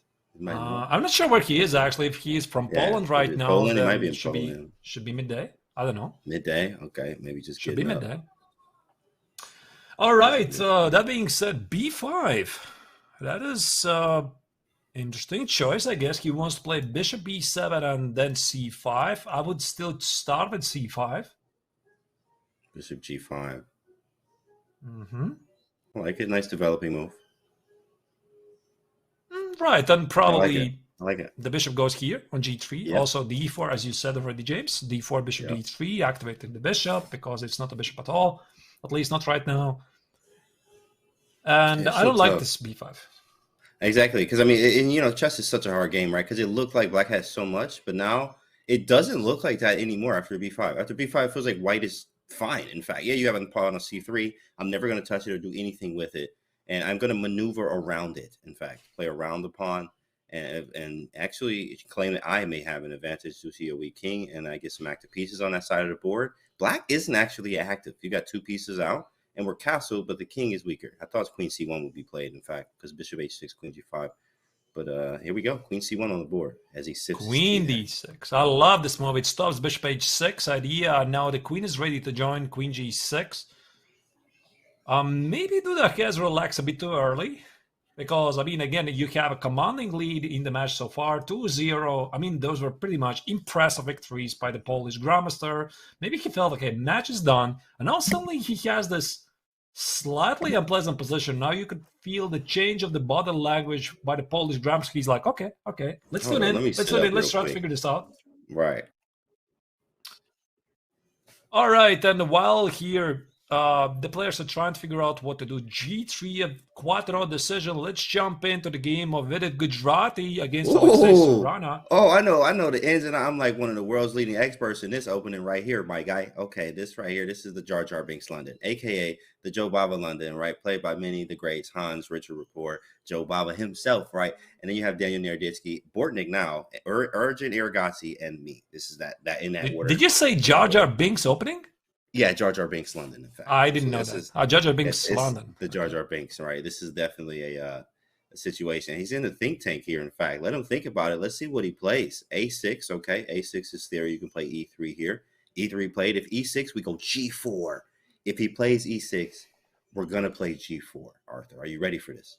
I'm absolutely ready, James. I love such ideas like G4, G5, push away the knight. I'm all for it. That's exactly what we're doing. He plays C5, so we actually take here theory. That's actually, believe it or not, an inaccuracy, Arthur. It is inaccuracy. All right. Pawn takes C5 is the move here, in fact. So D takes on C5 is the move, right? Right. And what happens if I play E6? After E6, we go bishop D3 or knight F3, and they usually either or. Knight F3, bishop C5, bishop and bishop D3, right? D3. Bishop D3. And now, of course, black can play some serious lines with B5. If castles, there's E4, and then you actually open up the center, and you actually get a better position. Lots of times, if you trade everything on E4, if not, then we go E5, and you open up the bishop line, French-type structures, and you sack on H7 a lot of times, especially when they move the knight to D7. So you have to be very careful in these situations. All right, looks great. And actually, D takes on C5 is played by Gujarati, so clearly he also knows this idea, and he's going to follow your recommendation. I like it. In fact, actually, even after E6, I think B4 is a move too. After E6, you go B4, and obviously after A5, you go A3. So I'm just up a pawn. I'm just saying, hey, well, you're not getting your pawn back, right? You're not getting your pawn back a lot of times. But I think B6 here is the move, so you got to be careful. Right. Yeah, B6, and then he C takes on B6, obviously. Right. Bishop E4, some major issues. So white needs to be careful about this. And after D takes, look at that. Queen A5. Instead it's played by Queen A5 is, I think that, I forgot what's wrong with this move. Queen A5, maybe it's knight F3 anyway. So there's a line, knight F3. After knight F3, this is what I remember from studies. Knight F3, let him take on C5, queen takes C5. You go bishop E2. I actually played this against Shuvalova, and when I was in the I Am Not a GMSP Chess Championship, this is the first game I won, in fact, because I studied this variation deeply. After bishop E2, it was she played a bishop, knight C6, castles, bishop G4, H3, bishop H5, G4, bishop G6, G5, goodness. And I won a pawn. And G5, knight D5, queen takes D5, knight E4, queen takes D5, and I'm up a pawn immediately out the opening, right? So it's very sharp stuff. Very, very easy to get in trouble here with black. So it's really nice. So, but of course, after queen to A5, there's nothing left. So let's see. Right. So queen A5. Nothing. No white has still many choices here, and while we are looking at them, maybe also let's remember there's the third game ongoing, and Wang is back at the roots again, playing the Raul Lopez. He won the first game in Raul Lopez, very fine. A5, A4, B4. Look at that. What is this was a Roy, right? This looked like this a Roy? Yeah, it was Raul Lopez. Okay, definitely. Actually, it's quite curious. I mean, after knight B to without not showing the moves that got there. So this was a classical. Oh wait, it wasn't even a Raul Lopez. It was an Italian game. I was like, it feels like a Roy, but maybe it feels. Interesting. Okay. Yeah, it definitely feels like Raul Lopez here because those positions are sometimes so familiar. Here, black plays B5. Look at that. I've never seen that one. A4. Oh, that's how he got here. That's why we thought it was Roy, because A4, B5. I got it. Rook E1. Yeah, this is equal. Very equal here. Very equal stuff. And all we need is a half point from Wang Hao. Mm-hmm. Pretty solid. I think black's doing good though. Black's doing fine. You got the pressure on the F file. But the problem I think in this game here, James, that black has to do more than fine. He has to win the game because again, the match situation is that Wang Hao is leading 2-0. So a draw secures him the victory in this match. So that's why here black needs to find something at bishop E3. Wang Hao says, okay, maybe I didn't get any advantage, but I have a very solid position. Yeah, exactly. I have a very solid position. He needs a win, though. Like, that's it. Like, draw is a game over. Yeah, solid's cool, but you need more than that. Now, obviously, you do need a mistake from Wang Hao, which he's not doing right now. He's just not making any mistakes. It's hard to beat anyone that way, and it's very difficult, even being down 2 games, when you can't take a draw in this match anymore. So definitely a lot of pressure on Peter. And 97 is played. I'm slightly surprised that Peter didn't play something more ambitious with Black in a game where he has to try to play for the win, but maybe he feels that he's still going to get his chances in the quiet Italian game of Ra Lopez. Yeah, I like D4. In fact, D4 I'm always a fan of, and if he opens up Rook C1, I mean, I'm already liking White, to be honest, especially with the weakness on E6. And the fact I have Queen B3. I mean, I'm just tempo, another tempo there, right? You move to hit you with another tempo, right? So it's just tempo or tempi, tempo after tempo. Yeah, what's actually the right pronunciation? Tempo or tempi? I always have been thinking tempos and tempi, right? Yeah, I've seen it in both. In fact, I've seen it in books, tempi, and I've seen Super GM tempos. I'm like, oh, is it tempi or is it tempos? But I have no idea. It always has been bothering me, really. Right? So I don't know. I don't know. Oh man, chat knows? What is it, chat? That's a chat ongoing. Maybe the viewers can elaborate on that. On. I mean, I have no idea. Tempo or something? Tempos. What is it? Is it all right? So D4 probably Leko is not going to take on D4 because, like you said, James, it's going to open the C file. The knight on C6 is going to be under attack. White has a very powerful pawn center, so bishop B6 probably to be expected. But wait, what about D5 here? And we live D5 and we live. That's nasty, bro. Oh my goodness, how do you even handle this? Whoops. Right, you can't take. You can't take, and right? I'm going to take on E6. I mean, yeah, I get the pawn. I guess you're arguing you could get it, whatever. I guess because it's weak, huh? Maybe it just goes knight of 6 after 97 or something. 97 takes knight of 6. But, I mean, the pawn is on E6. Right. I don't really see how Black here gets the pawn back. Maybe something like this? Yeah, definitely. That's wow. The knight on C5 is good. That's good. Yeah, that's good. Dang, that was sweet. I guess D5 does not work. Maybe it doesn't, but I would definitely fall for it. And after bishop E6, D5 is played, actually. It's on the board, right? I mean, it was asking to be played, and after 97, D takes on E6, look at how he's like, what is going on there? I mean, how is this even possible? So well, how are you trying to figure this out. Yeah. So bishop E3, knight C5, I guess, is going to follow. So here, Leko might have actually get the chance to get a fighting position. Knight C5. He needs this. He needs this. Or maybe knight C5 right away. I like it. Bishop takes C5 takes knight E3. Right, in the tank. Look at him. There's something. There's something. You can smell it. You can smell it. You can see it on his face in the zone. Knight to C5. Maybe just bishop takes. Whoa, okay. It takes on E3 first. Okay. Yeah, that was to be expected. Okay, this also leaves E takes on D7 as an option. But probably this bishop is too strong to be tolerated. So I guess knight E3. That is true. Knight E3 and knight C5. I think this is gonna happen. All right, let's go back to the game of Jan Krzysztof Duda against Gukesh because the game started so wild and probably you don't want to miss any action. Look at that. Who playing white again? Oh, Duda is. Excuse me. Who else playing white here? I guess. No, but I actually thought the game. What happened? First off, there's so many pieces hanging. Okay. So we left it about here, right? I think G3, right? C5, B takes, knight B4. Okay, the game's a complete mess. I have no idea what's going on there. Rook hanging in on A4. He gave up a pawn for reasons unknown. Dang, look at the eval bar. Just disrespectful after that. It was really one pawn. It's just a pawn. Right. And then he starts to dominate over the light squares, and now suddenly this queen is D4. Look at that. E4. Yeah, that one. I mean, when your opponent making moves like this, right? It's gonna be a hard day at the office. You know what I mean? A hard day. D4 is really strong. Queen H5. Boom, man. Oh my god. I'm out. Head out. SpongeBob. I mean, this is. I think Jan Krzysztof is just enjoying this game too much, right? I mean, you just can't play it out so simply like D4, bishop D4, rook E5, sacrifices left and right. He's just enjoying this too much, and so far, I guess bishop E5 bishop e5, these monster bishops on e5 and f5, and queen on h5, this is just going to deliver some bad news for black. So that's it. I mean, make sure you hit your tactics, chat. Tactics for breakfast, lunch, and dinner. That man is hitting him very hard here with these bishops and the rook. Queen f5. They're aiming. Everything is over here. This is a beautiful display of attacking chess. We obviously have to see it here, but wow, absolutely. That was great. That was There might be even rook g5, James.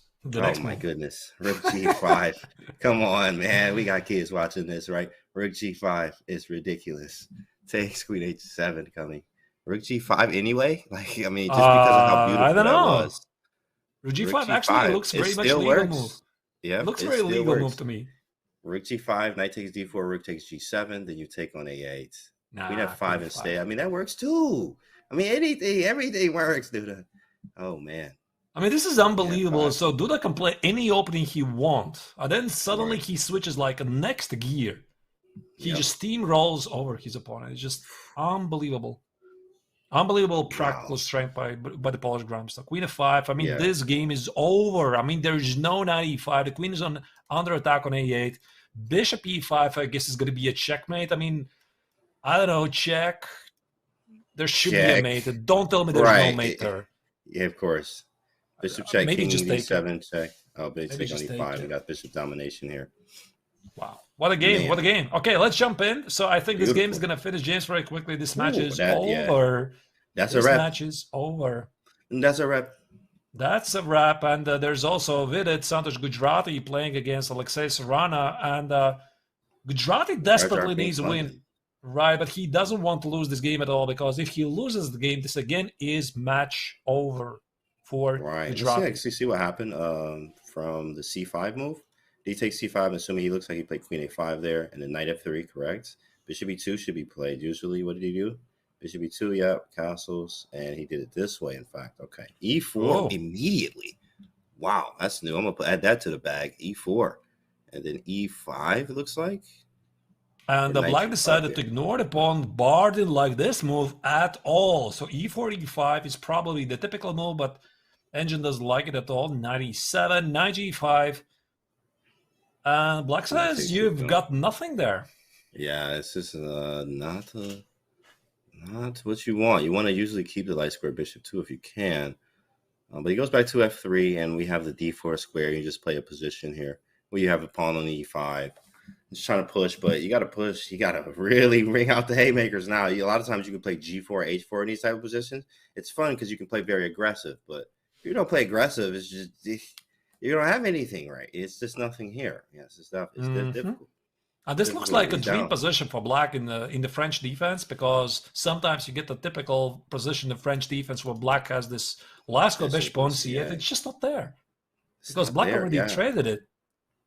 Beautiful example, actually, in the French defense. That's exactly what this looks like. We traded on d4.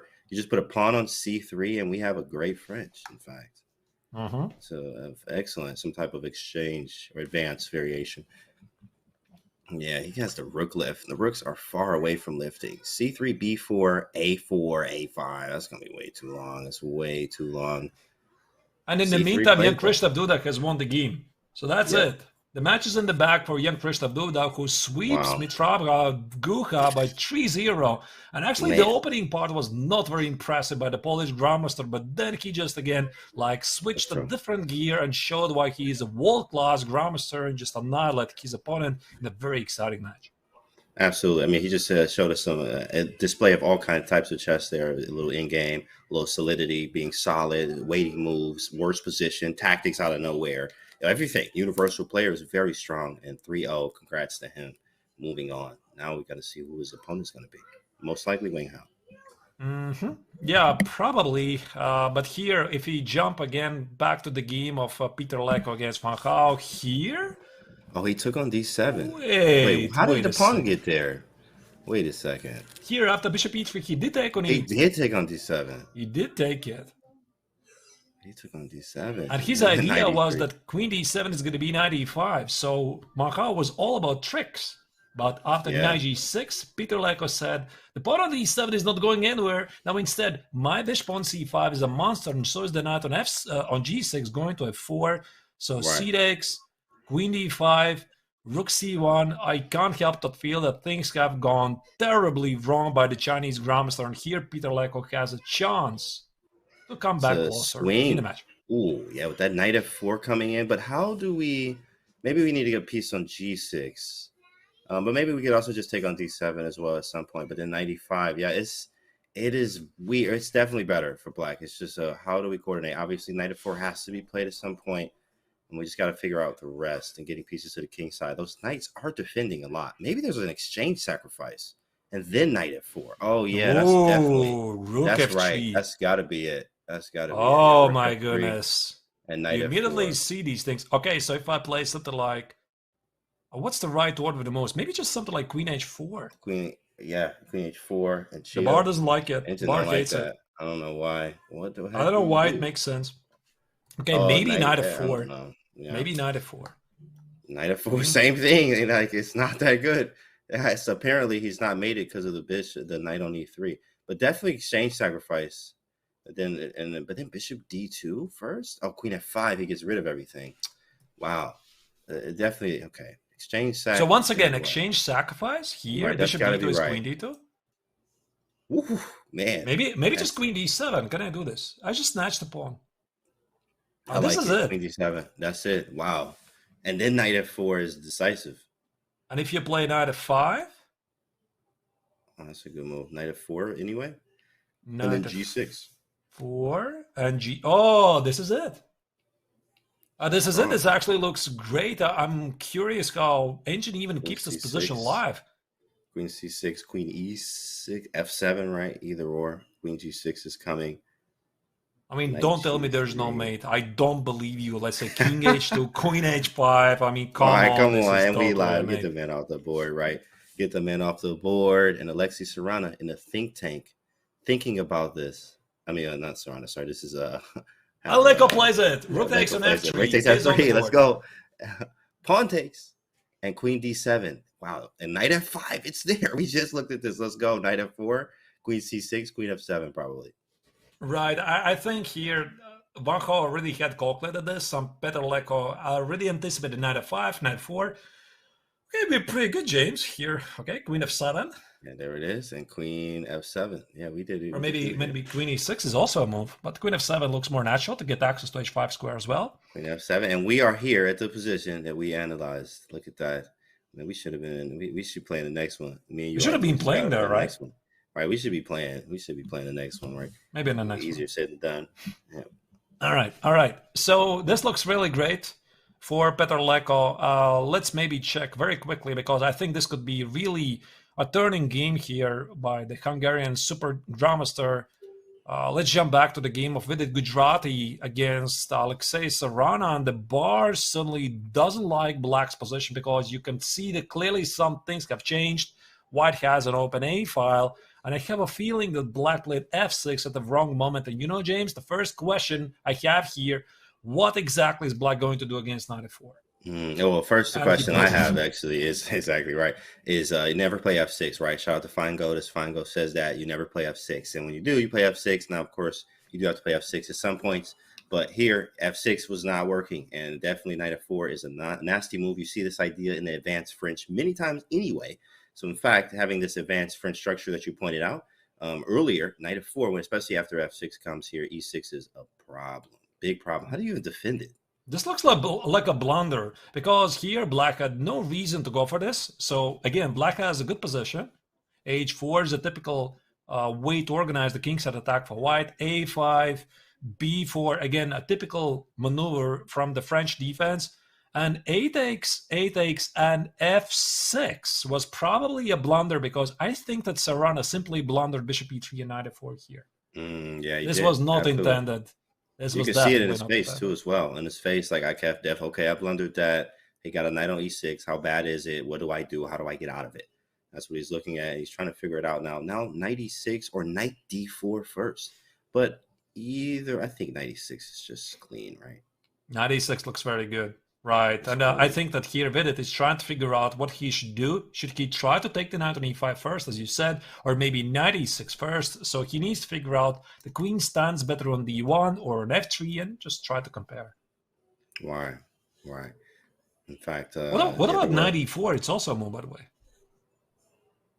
If you want to complicate knight things. d4, right? Yeah, knight d4, and then taking on e6, or maybe just taking on e6 first. Rook There's also rook a7. a7. Oh man, Right. Whoa. There's so many Hold moves. on, bro. There's so many you're moves you right. want to consider. Okay, knight e6. He just took on e6 first. Like, you know what? Give me my pawn back first. Secondly, I'm gonna hit you with rook a7.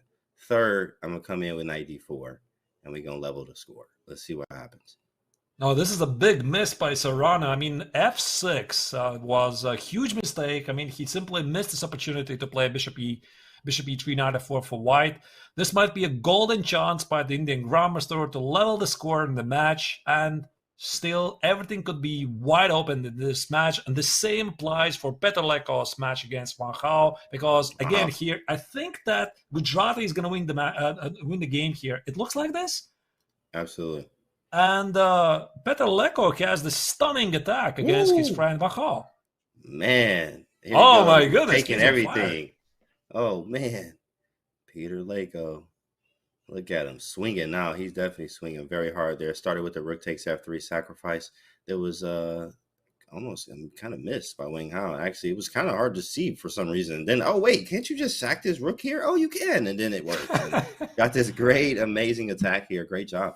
Here. I mean, it's beautiful. Absolutely, everything's pointing to Black winning this game. Right. This is one of those moments when you are being shown by the best players in the world, like Petr Leko, that exchange is not everything, because here White has a clean exchange for free, but it's all about initiative, and Black has it all. He has amazing queen on g6, knight on e6, rook on f3, knight f4, bishop c5. Pretty much every single piece Black has is ready to join the attack. And that's why this position is not holding together for White. Absolutely. And of course, I do like this move, rook to g1, playing for tricks here. I'm always a fan of tricks and tactics here. Knight f5 is a very nasty move if allowed to play it.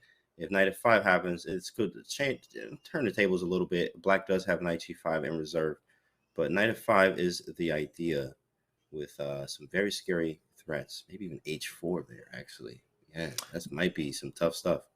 Maybe the problem here for Petr Leko is that every single move looks so great that sometimes you just have to pick the one which is going to deliver the final blow.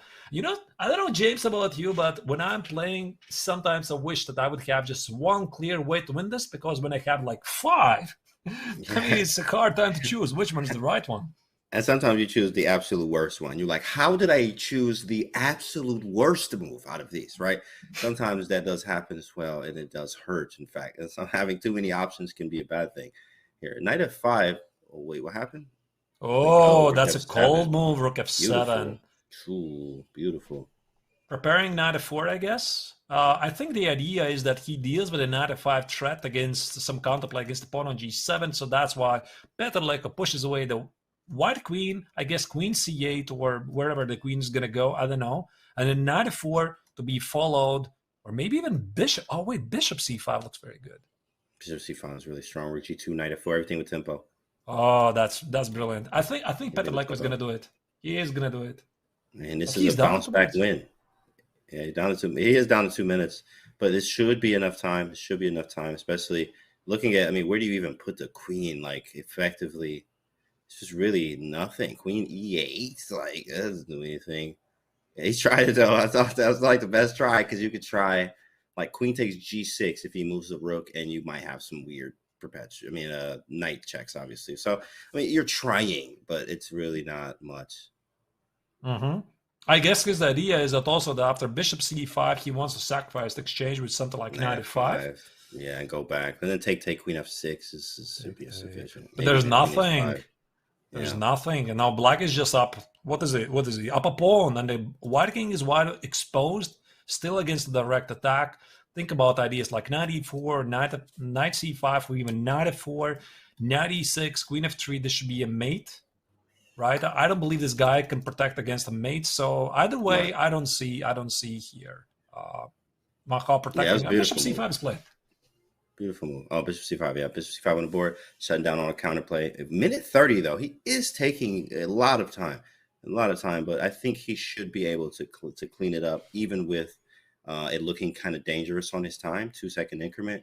I think this still is way more than enough time for Peter Leko. And let's maybe also jump back to the Vidit Santosh Gujarati's game against Alexei Sarana, because he's also down on the clock. You can feel the pressure that he feels that this is the critical moment he can strike back.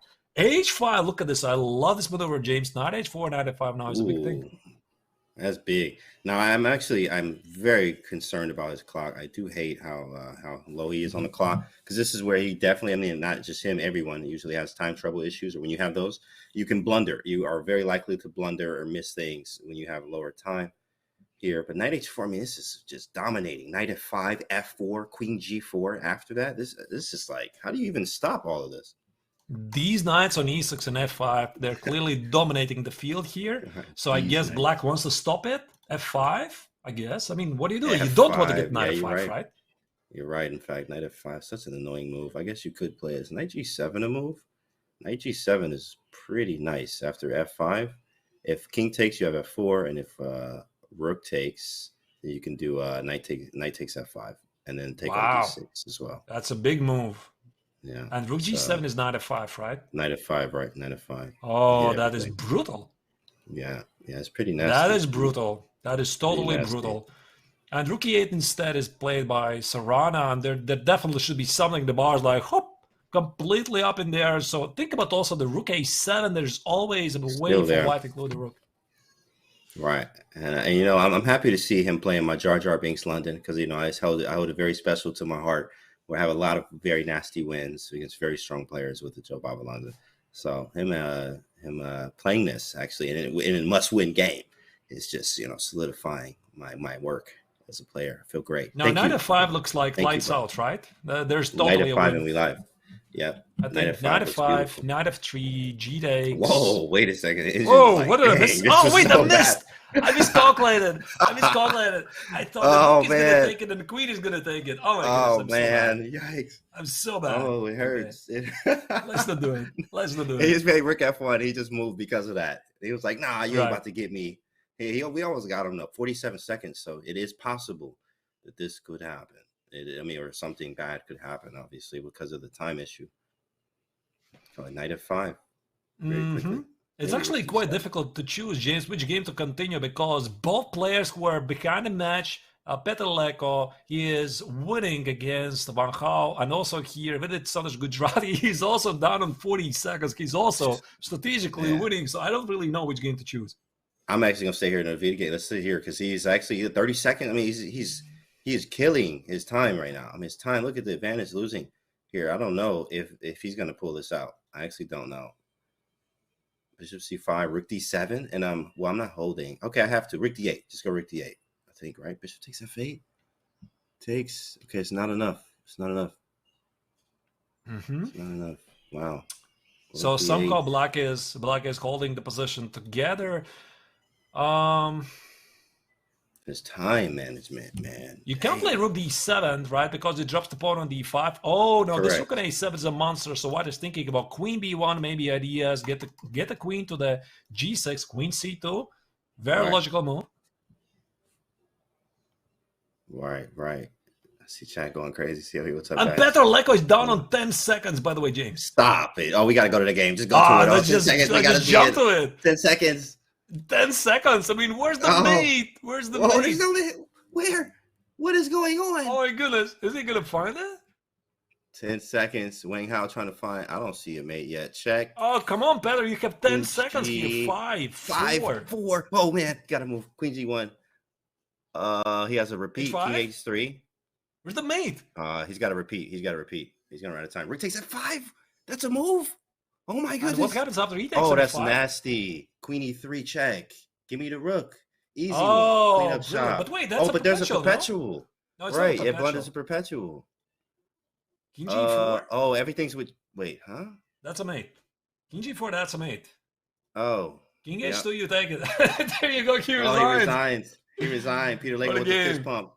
Woo, with 5 seconds on the clock. Oh, man. Let's jump back to the action here. So this means that Petr Leko is still within the striking distance. Wow. He managed to get closer to Wang Hao. First victory for the well-known Hungarian Grandmaster. But where is Vidit Santosh Gujarati's winning position? It's not here anymore, is it? All I see is 12 seconds on the clock. 12 seconds on yeah. I see 12 seconds, and I don't see an advantage anymore. Come on, man. Jar Jar Binks London, he was swinging. Like, you were doing great. This was the win. Okay, well, it's not the opening's fault. It's really the time management fault, in fact. If he had more time, he would definitely find the KO blows and obviously everything he needed to find. But this one is definitely difficult. I'm actually looking at Sarana winning this game due to the time. Not a clean shot. Right. Whoa, F5. What a responsible move here. I mean, maybe Rook D1. Just, you got to make some moves. Yeah, Rook D1. You just got to move. Well, Gujarati has serious time management issues in this game, and you just can't let yourself go down to the 10 seconds in such a critical position. He's being a bit slow the entire match. Not only this game, every single game in the match, he has time trouble issues, so he simply cannot get adjusted to the time control. Again, to remind you, it's 15 minutes, only plus 2 seconds. It's not a classical rapid. It's not plus 10. It's not even plus 5. It's plus 2. Plus 2. 2 seconds is not a lot of time. I mean, he goes to 10 seconds when he moves, and that's after you move, right? So he went to 8 seconds here. Still got 8 seconds. You got to move instantly, steal, in fact, without a second thought. Got to be careful here. Both sides. Right. Think about Queen D8, Queen H4 ideas. The king is not where it's supposed to be, although Queen D8 drops the knight on C6. Sarana has a little time. Yeah. Try to figure out things. Rook G5. Rook G5. Bishop D4. Okay. Slightly odd move. I would have played something like Queen D3. Get the queen closer to the defense. Yeah, back the queen around, yeah. But what is the follow-up for white now? What are we doing? I don't even know where to go. Yeah, Queen D3 probably. Yeah. Oh, that's a blunder. Wow. Well, not that big of a blunder. I thought the engine went crazy. Now it is. Rook check, King H7. Oh, we just King H7, Queen D3. What about King F7? Where do you go? 3 seconds? 2 seconds? Okay. Oh, he had 2 seconds with that move. He had 2 seconds on Rook C8. Unbelievable. How do you even stay calm in this position? Because this can easily go either way. Oh yeah, you ain't calm at all. I would be much closer to the screen. You don't want to miss anything. Knight E4, Queen E8 check. There's also this check to watch out. This actually reminds me of one game, Kirill Alexeyenko against Martinez, was it? They played. Oh, Queen takes on C6. That's Rook G2. Queen C2. He missed this check. Oh, he missed that one. Yeah, that's a perpet. That's all he needed. Wait, he's winning. Rook G2. Rook takes on G2. Rook G2. Queen E2 mates. Rook G2. It mates. He's made it. Ah, Bishop Queen C2. He's made it. Get the man He's off the made board. it. Queen C2. He's made it. Oh my goodness. It hurts. The pain. Oh man. We had a nice Jar Jar win too, man. Wow, what a game. But this was a major loss. Again, I didn't like what his choice here by playing Bishop D4, Rook E8, because you feel that every single piece around your king is disconnected. The king is weak, and suddenly Black was able to make this cheap trick, actually. Queen G6, Queen C2. It was. And this is actually a losing move. Where's the draw? King F2. How is this a draw, to be honest? It looks so scary. It is. You're right. Queen G2, King E1. What the heck? Don't tell me there's no mate. I mean, I don't know. Check? Oh my goodness. Oh my goodness. Bishop F2 now. Well, now it's winning. Man, this is crazy. Crazy. Nice. This is totally crazy. What a game. And this means that Alexei Sarana secures the victory in the match against Vidit Gujarati. He had excellent chances to come back. He had a great position, because when you look at the position here after the opening, he had the dominant position, beautiful knight on E6, followed by the H5, knight H4, but it's the time management, ladies and gentlemen. You always need to play also fast enough to be able to convert your great positions to a victory. Wow, I mean, it really is. The game is not over until it's over. Sarana just, hanging on, but now he's winning and advancing. That's insane. And this means the Group B matches still continue, because Leko has managed to win on demand with the black color against Wang, and this means he is trailing behind 1-2. So they are going to have several minutes of break time, and so will we. We are going to see you in something like 5 minutes. Hope you like the action so far. What an exciting day it's been so far. It's only getting started. Don't go anywhere. See you in a couple of minutes, and stay tuned.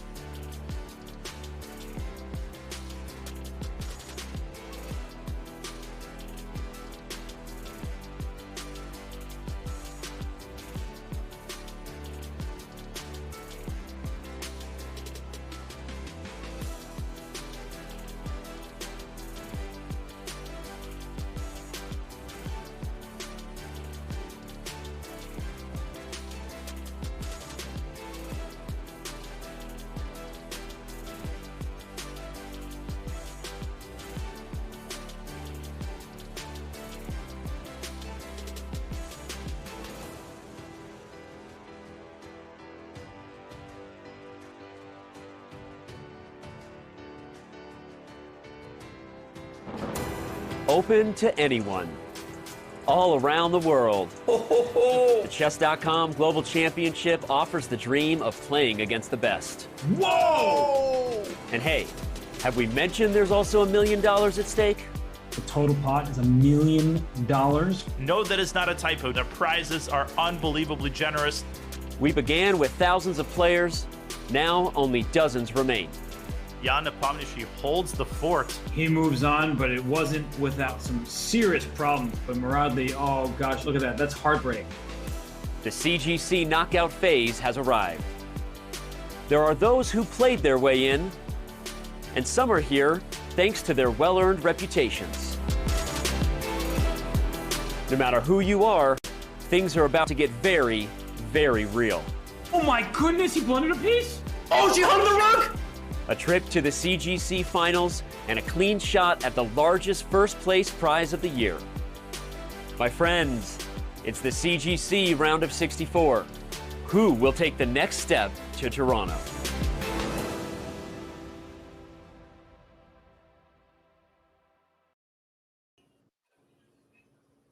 Can Petr Leko make an unbelievable comeback in the Chess.com 2022 Global Championship knockout match against his good friend Wang? I guess we're going to find it out because it all started really bad for him, James, right? Because he lost the first two games pretty much without a fight. Wang was clearly the better player. And then came the round 3 brutal attack by the top grandmaster from Hungary.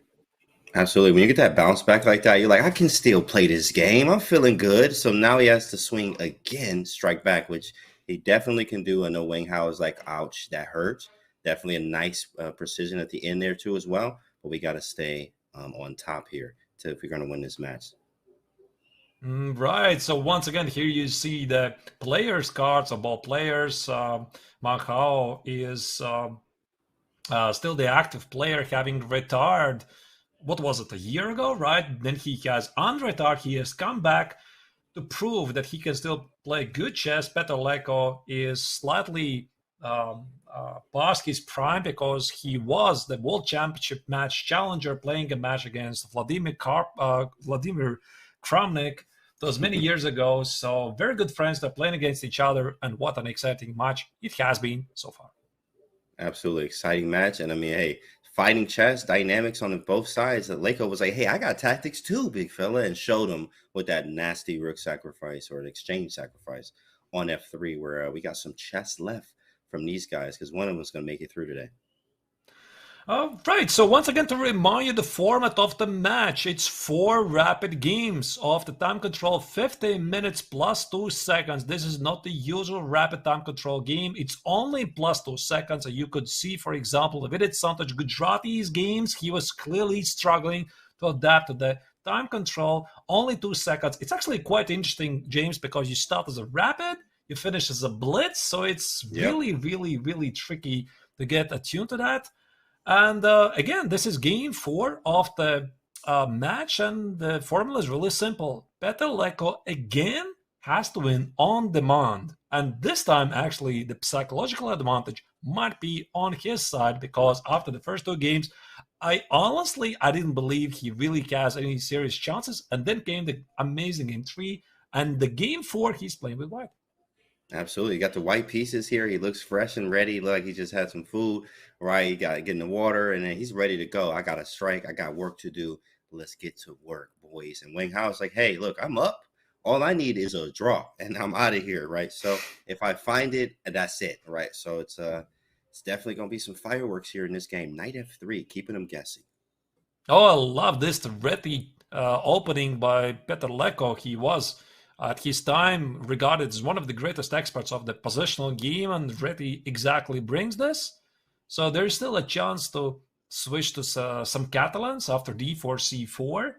White can also opt for something like maybe d3, knight e2, and go for the, this is what he plays. What do you call it? It's the King's Indian attack. Yeah, King's Indian attack, right? So it's actually quite interesting. It looks like that, especially 60%. Actually, they say is the record for French structures. I've read like the 60% win rate with white against these type of structures. So maybe it's something huge here. a5, this is actually quite curious move because normally black here plays c5. This is the traditional way to continue. e4, knight c6, rook e1, b5. So this is usually how the players are playing it out. And then white makes this facile expression like, I'm going to checkmate you at the king side, right? h4, knight h2, knight g4, bishop f4. A black ignores. He says, you've got nothing there. Yeah, right. In fact, and in fact, Bobby Fischer has showed us that you definitely have something every time. If you've seen King's Indian attack, even the famous game with Pano, and even this is the Bobby Fischer A3 is what we call this. When that pawn gets that far, you play A3 and stop it. And Bobby Fischer did this in many games in the King's Indian attack. Playing A3 right now would just be a move to stop it for almost good. Then you continue rook e1, knight f1, and then everything else we said if we go for this kingside attack. Mm-hmm. An a5, a4, this is with the best traditions of the modern chess, because the modern chess engines have discovered that in many openings, it's a good idea to aggressively push forward your side pawns. It's either h4, h5, or a5, f4. So black is wasting 2 tempos by doing this, but he's gaining more space at the queen side, which gives him more opportunities to find his counterplay at the queen side. So this is really, again, top-notch understanding how the chess should be played at the 21st century. I don't know what they're going to discover in the 22nd, but this is the one they're choosing right now. You're right. It's one they're choosing right now. And A3 did happen, C5, and we're just getting a transposition into regular KIA lines. Like C5, you're going to put the knight on C6. So just rook E1, knight C6, and just play it quickly. There it is, rook E1, knight C6, knight F1, or H4. I wonder which one is more accurate, H4, knight F1. You know, James, this really reminds me of quite a famous game between, I think it was in the World Cup. Sergei Kiryakin was playing against Samuel Shankland. Okay. And in the final game on demand, Kiryakin had to play with white for the win, and he chose exactly this position, this type of setup. And it's quite unique because normally the engines evaluate this position in favor for black, but it's the human beings who are playing this, right? So white is storming like h4, knight h2, bishop f4.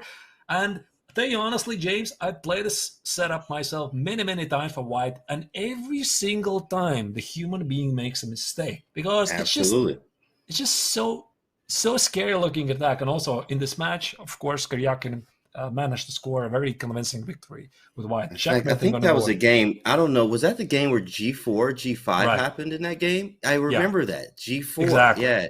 He didn't play the regular King's Indian attack because he played G4, which usually you don't get that a lot. Pawn G4. So, and he put the rook on G1, I think. I remember that. Yeah, that's interesting. That's fire there.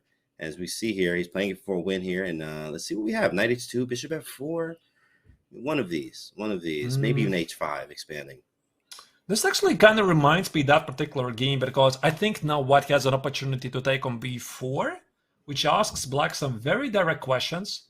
Because after c takes on b4, you do get to create an outside pass pawn, but this sort of allows white to secure the center, right? I played e4, now my pawn on e5 is really well protected, and this gives me more possibilities to do something really good at kingside. Think about moves like knight g5, knight h5, and the pawn on e5 is extra protected by the pawn on d4.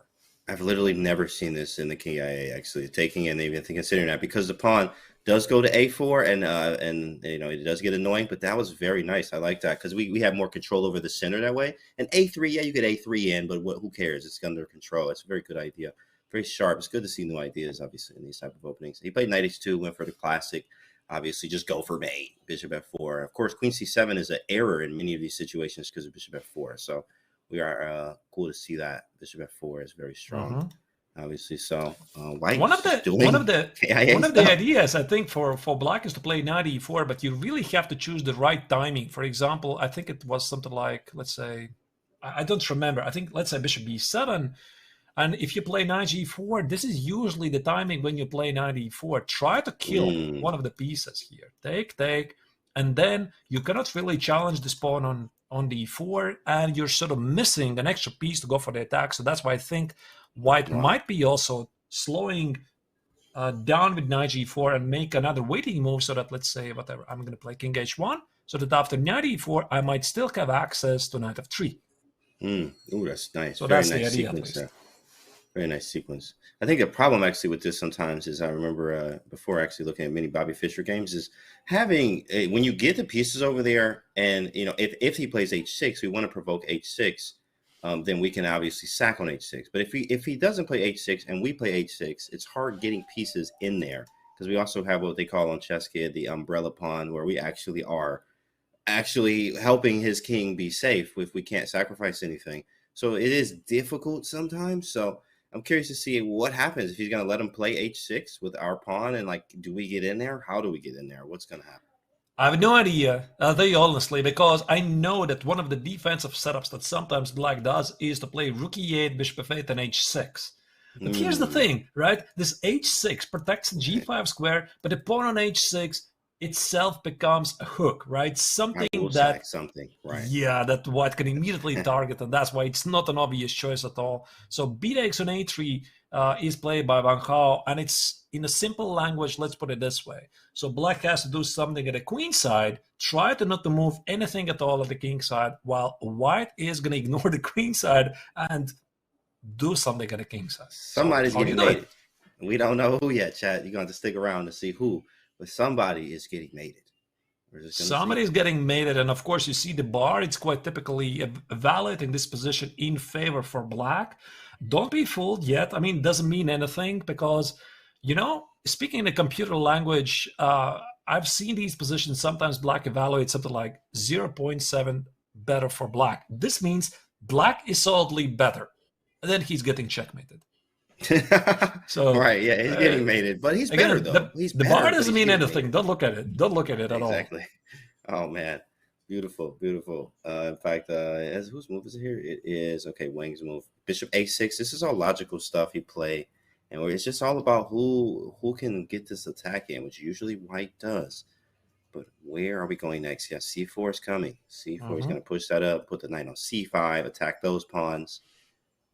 Maybe we go d4 though, if c4. I think also he has an idea to meet knight g4 with knight e4, which is one of the common themes which already I discussed. And maybe now Petter is trying to figure out, is he going to play h5 right away or bishop f4? I like this move. Extra securing the pawn on e5. He's waiting for knight e4 so that after the trade, he can still use this knight to target the pawn on d4. Yeah, pretty good. Yeah, looks good. Yeah, it looks great. Knight f3. The knight on f3. He goes knight f3 after knight takes d4. That's correct. Knight g5 in there. Is knight g5 even? I mean, you could. I've seen that Fischer Pano game. I think that was that where he put the knight on g5, put the bishop on e4. It was just ridiculous. Pawn g4. The knights got rerouted to g3 and e4. It was an absolutely disgusting display of chess. The queen got to h5.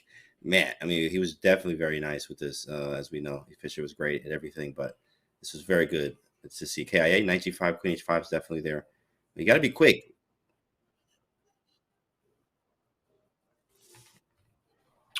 Right. So, quick. Yeah, now rook b8 is played. Pretty interesting game so far, yeah, chat. For sure. So chat, what do you think? Is Petter Leko going to be able to strike back? Again, you had this possibility to vote, right? So far, I think this would be one of the most amazing comebacks in the Global Chess Championship so far. At least also judging by the games, it looked like Wang was clearly the better player, but now I'm not so sure. Yeah, absolutely. Especially having a King's Indian attack where, Black's getting attacked every game, every time. I don't know. This is definitely a scary one for Wang Hao here. And the time is even. Time is not bad. Pretty good. Yeah, the time is even. And now Petter needs to make a big decision. Also, I'm looking at some of the choices. Sometimes White plays c4. Now that you have played bishop a6, rook b8, maybe the pawn on a4 can be targeted. And let's say c4 could be an option at some point. Okay, maybe not right away. And then, of course, is like, ha. What are you suggesting there? But, you get some access to queen c2, knight g5 ideas. You get access to queen a4. So, yeah, probably Black plays it like knight b6, and he's totally cool. So, but that being said, the c4 idea definitely might be an opportunity at some point. And now Petr is trying to figure out, okay, he plays h5, he waits for knight e4 to happen. And in fact, Feature Chat says, why did White not go for AXB and then the D4 plan? So the plan earlier that you looked at, A takes B4 with D4, why didn't which White move is go for it? That would be moves Knight back where you h2. play B4. You mean here after here. b4? Correct. I don't know. I would say that A takes on b4 was a very serious alternative. I would have definitely considered this because it sort of rings a bell to be something very similar to the game of Karyakin against Shankland. This final game, I think they played it something like this: c takes d4, securing the center, and then Karyakin played this g4, knight g3, and tried to demolish black. And he did demolish. Right. So this is just a different approach. And what Petr played here, this is more the conventional way to continue. So they just transposed the normal stuff, and he probably looked at a takes on b4. He thought, okay, this is interesting, but I know this position just too well, Right. so I'm gonna go here. And You're now, very familiar. right, Here we go. We're stacking something on h6. Knight d4. There it is. He's like, There it I'm gonna is. get rid of something first. There it is. The knight is on g4, and now Wang executes knight e4 at the right time. Knight e4, c takes on d4. All of this is very typical. I've seen So it. obviously knight h6 is here. I think he probably plays f5 after that. I mean, we got to look at it. Knight takes, bishop takes h6. Maybe he goes f5. Maybe he goes f5 there because anything else, f5 is pretty nice because now I have to take the rook. I think. Wow, maybe not. Engine doesn't like it though. What? Opposite shoot. Well, that's good to know. It felt like f5. Maybe really take a bishop strong. g5. Wow. And you do whatever you do, and I have some sort of an attack, like take, check, bishop d5. There could be something. What's the eval after knight takes h6? So what's the bar looking like after we take? After knight h6, Engine says this is normal. Yeah, this can be played. It happens. It can be played. Okay. It can be played. So here, Petr is thinking. He's thinking, what? That's a different direction completely. Wait, did he go back? Yeah. I thought you did that. I was like, oh yeah, wait. No. No. He went back. What? That is a bit. He goes with the knight f3 idea. Wow. That's not. So it's like this is really interesting stuff. So Leko played knight g4, going for the attack. Wang played knight e4 because he was waiting for White to put the knight on d4. And now Leko goes back with the idea knight h2, going after the pawn. And also think about g4, g5 idea maybe later. This is a hook. Yeah, king h1 with the Karyakin game, but I mean bishop g5. We have the g5 square on lock, but we do have to put the knight on f3. I mean, that's definitely an interesting idea. I guess this is very deep. This is very deep. I like it. I really do because maybe Petr felt that after knight h6, take it, bishop h6, let's say king h7. This is not enough. Very committal decision. I mean, maybe this is just removing you chance to make very big decisions later, because if there's no mate, how do you continue? This bishop is useless. Right. Black has some pressure here.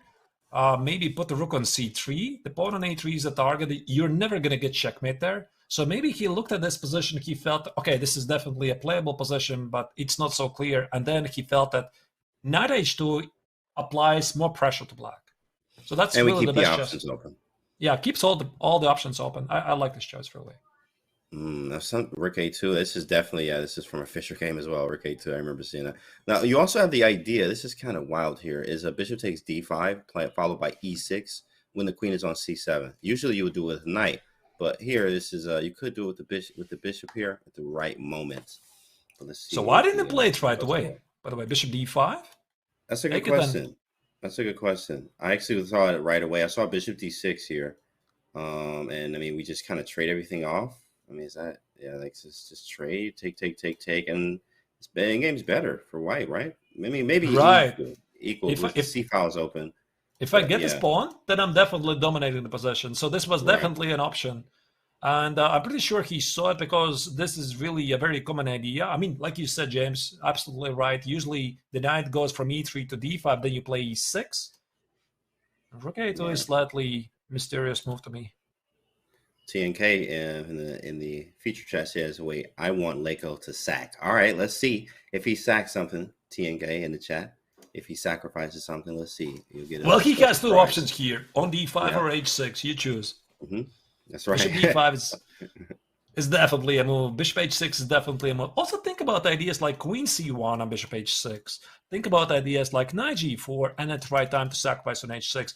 And that's the big difference. When you're sitting in a classical time control game, you can figure out all things. When you're playing in rapid time control, it's not so simple. Not so simple at all. But I do like his time management here, as it is doing quite well. He's allowing bishop takes d5 again. e6, bishop d6 takes. I guess he says it's nothing. It's kind of nothing. I don't know. I would be seriously considering bishop d5. Once again, bishop d5, take it. I guess you have to take it, right? There's like nothing else. I mean, okay, maybe black can just ignore it. Maybe and play something like rook b8. But for the sake of get out of here. argument, let's check this. e6 and maybe bishop d6. Take. How do you evaluate this? I don't know. Yeah, I would take white just because of the double pawns, but my rook is misplaced on a2.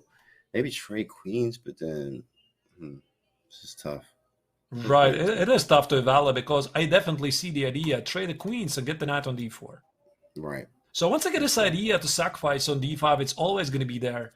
And that's why Petter is going to, every single time, going to want to make sure that this sacrifice on d5 works. He definitely knows this. There's also the knight g4 idea. There's also the queen c1 idea. I guess not queen d2 because there's queen c3. Yeah, we don't want that. Right, and black is... Right, and when we're looking at Petter Leko, I mean, he looks super, super concentrated. He is feeling this is the critical moment of the game, and that's why, once again, they are the best players in the world, because they perfectly know which moment you have to allocate time and try to calculate for the critical moments, and this is the critical moment. So in case you're new to chess, you don't know what's critical moment. Critical moment is the moment when you feel you have to invest more time.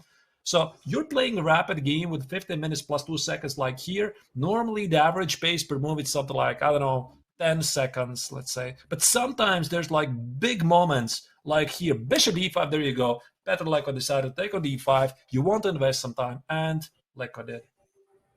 The bar doesn't like it, though. Yeah, exactly. Yeah, he doesn't like it. Bishop d5, he's going for it, but they don't like it. But he is in the zone, as you see, especially when you lean up that close to the computer too as well. A lot of times when you're in the zone, you're leaning in close. Many times as you see body language from the player there, Peter. But bishop d5 on the board, and actually from the chat, the feature chat, someone said white was not worse there, but he has to push for a win. In fact, 100%, he has to push for a win here. There's no chance for draw. Well, bishop d5 definitely was not the only choice, and I'm really, really curious here. Is Wang seriously considering not to take on d5? I think he is. Wow. I think he is trying to figure out, because bishop d5 was no surprise to him. He definitely expected this. And now he's just trying to figure out, should I actually accept this bishop on d5 because this is not checkers? Okay, he takes it. This is not checkers. And he did take it. And bishop d6, and we're going down the line. Bishop takes, everything going to be taken. Take. And this is actually very comforting for me, James, because this means there's still a chance for the human beings. Because, you know, yeah. I saw the bar. The bar says black is better. I don't understand why. He made all the normal moves, and suddenly white is okay. So this means there's still a chance for us. There's still a chance for the humans, right? It feels better. Yeah. Feels better, chat. Feels better. Feels good, man. Okay, knight f3. He decides to keep the rook here. That kind of makes sense. I guess queen g4, or maybe I want to get the queens off the board, I guess, and to make knight f3 happen. If he holds the draw, that's it. But I mean, you got two weak pawns on the d5. But my a rook, I mean, that is not a rook. Like, that is just, man. And if you move, rook b2 is coming at the right moment, obviously. Especially if we trade queens, then rook b2 is going to be way more annoying there. But if we do get the d4 pawn, this could be the key to the game. In fact, what about queen a1? Queen a1 idea to attack the pawn and play rook b2 next. Solve the problem of the rook. Rook b2, rook b1. I don't know what it is there. It's like a How do you party stop? at the edge of the Right. board, but Queen it's a A1. possibility. Yeah, that's strong, bro. That's How do so you protect the strong. pawn, How by do the you way? even? I was just saying that. Like, you don't even protect this pawn. That's it. Queen A1. That Wow. made me really curious. Yeah, he's probably spotting it after taking some time here. But that's a brilliant spot. Queen A1. Brilliant. Knight Right. F3 seems like a move. Queen G4. Definitely Oh, possible. no, Queen there's no Queen A1. G4. There's no Queen G4. Oh, yeah. Oh, I mean, I'm sorry. Before Queen A1. Before Queen A1. Possibility saying Queen G4, saying like there's all these other moves, but Queen A1 is a very, very nice spot. If he spots this, I mean, this could be everything he needs. In fact, right, but once again, Queen A1 is such a responsible move. You want to make sure that it's working for you, because again, the queen is leaving the defense of the white king. The rook on A2 is weird. The queen on A1 is weird. Again, I keep reminding myself this quote by Vishy Anand that I don't care if it's weird. If it works, it works. So Queen A1, I don't care if it's looking weird. I guess it does work. And I see nothing wrong with the move. Right, Maybe, just a second, works. maybe I can play something like rook E8. Okay, Take, Queen D4, there could be a check. Okay, King G2, Rook B1. And something. There is no mate yet. Oh my goodness. Hold on, big fella. Okay, I don't know. I can hide with G4. That loses? Somehow. I don't see how. I don't see how either. I see one check. And Bishop C8, I have G4. What the heck is this? Don't tell me there's Rook Bishop G4. Bishop G4, I just take the queen. I don't know. Oh, you're right. Yeah, that's nasty. I know. This is crazy. I think it's just Rook G1. Queen A1 is on the board. G4. But what did he play? Queen A1 on the board. Yeah, he did play. And someone, in fact, from the featured chats, Leko always has had time issues in his career. Right.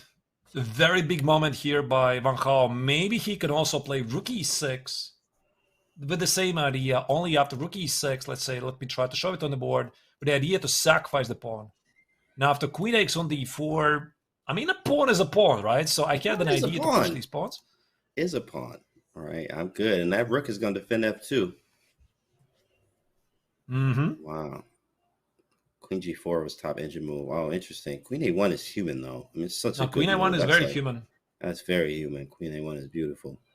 Hits the pawn. But, of course, that rook E8 idea is scary, man. And the engine was like winning, straight up winning, if you follow the line we looked at. Rook E8 takes, check on the back rank king. Wait. Oh, yeah, you have to go king G2. Yeah, blocking would be rook A1 anyway. Sheesh. Yeah, that's spicy. But then again, after rook E8, you have to calculate various things. You have to calculate like take. White might also not take on D4. He might play rook B2. And after the rooks, if they get traded, the pawn is still there as a weakness. That's true. We don't have to take it immediately. We could also play knight F3, king G2, consolidate first, and then take on D4. Yeah, so rook E8 is just kind of a tricky move, but it may not work, in fact. And Peter Leko is down 2 minutes here. Very big moment. Right, once again, to remind you the match situation, Peter Leko has to win this game, and he has no way to turn back. He lost the first 2 games of the match, pretty much outplayed in a brutal fashion, and then came the next game 3. Now he is within the striking distance. Queen F5 was played by Wang. He decided to sacrifice the pawn. The bar obviously hates it as usual. All right, and we have it in the chat there. He takes so long because he looks so dapper. Is that what it says again? Right. He's totally dapper, yeah. Yeah, he has his time issues because it takes him so long to look this dapper. Yeah. He spent about 5 minutes in the opening making sure his suit is dry cleaned and lint-free. Very nice. Rook A1, he decides to go with the pawn on H5. He's not going to open the F file for the attack. Right. So what's the problem with Queen H5? I guess the pawn on A4 is simply under A4 attack. Hanging. And this could be that must win. This is looking good. Take on A4. I snip the pawn. If I got to, I can go to the other side of the board. And I got to pass A pawn. He takes on E6 first, eliminate, and now take on A4. Rook E1 Wow, first. this is deep understanding, James. I mean, accuracy. Look at this. Look at this. Oh. He values the activity of the pieces way higher than the pawn on a4. I mean, this is really wonderful chess. I guess he also wants to bringing play out that- f4 Yeah, that big boy and chess, dominate that those dark strong squares. chess. Wow. This is brilliant decision. I love it. To be honest, I wasn't really even sure where's the problem. Why can't you just take the pawn here on a4, right? Take the pawn on a4, jump back to d4, and then consolidate. But clearly, Leko understands that the positional gains are more important. The pawn on a4 is not going anywhere. So first he is going to occupy all the dark squares, and the pawn on a4 can be taken later. All right, confidence there with a sip of water. They're confident when they sip the water. Anything they drink, when you sip it, you're a little bit more confident. Usually, that's how it is. Because if you're losing, you're not doing anything. You're not sipping any water or your coffee or tea. You are trying not to get your head cracked right then. You're trying to survive. And here, he sipped the water there. It says, I like this position. So oh my goodness. Look at the knight on e5. I mean, this is a dream E5. position for Leko. Right. And pawn c4 to follow with an automatic push. C4. I mean, just run it through, run the pawn through. It does open up some lines, so it's not necessary. We don't have to, but it can be played. C4 is definitely does dominate that bishop, though, right? Yeah, it takes. Like, what are you going to do? Where do you even move the bishop after that? Oh, he could take it. He could bishop take c4. Oh my goodness, he could. No, not right away, because take a bishop c4. The rook. The rook on e1. The pawn on f2 is under. You're right. F2 is hanging, right? You're right. You're right. Yeah, that's right. nasty. You're very sharp. C4 didn't work. It didn't work. Yeah, bishop e8. Now rook b8 looks very good. Wow. Yeah. Trying to trade the rooks and enter a better endgame, because I think that Black's only chance is going for some sort of a counter-attack. If the rooks disappear from the board, this means that White has, very, very good endgame. So I would be thinking about, can I play rook b8, pin this bishop, and try to force the rook trade? But here's the thing. Maybe after rook b8, Black doesn't have to move the bishop at all. So that's what Black was thinking. Yeah, it's not that I have to move it. But if I don't move it, what is he? Okay, space queen e3, get out of the pin, makes sense. Maybe play d4, and that knight is there. It's going nowhere. We're going to have a good time. We're going to have a good night with this knight, all right? It's going to be there for a very long time.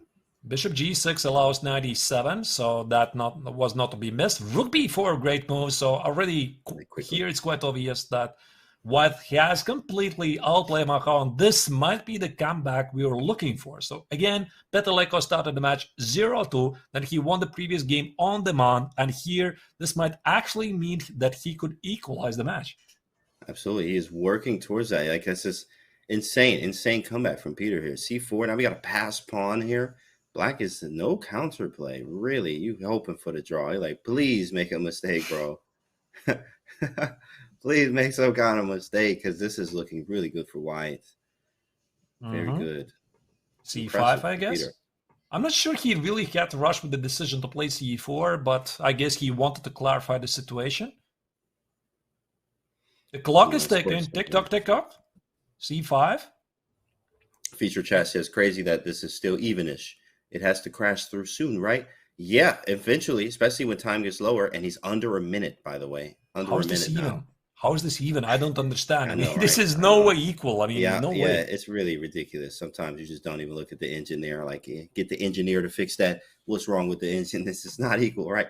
At all. Equal what? But Black to move. Queen d5, queen e4.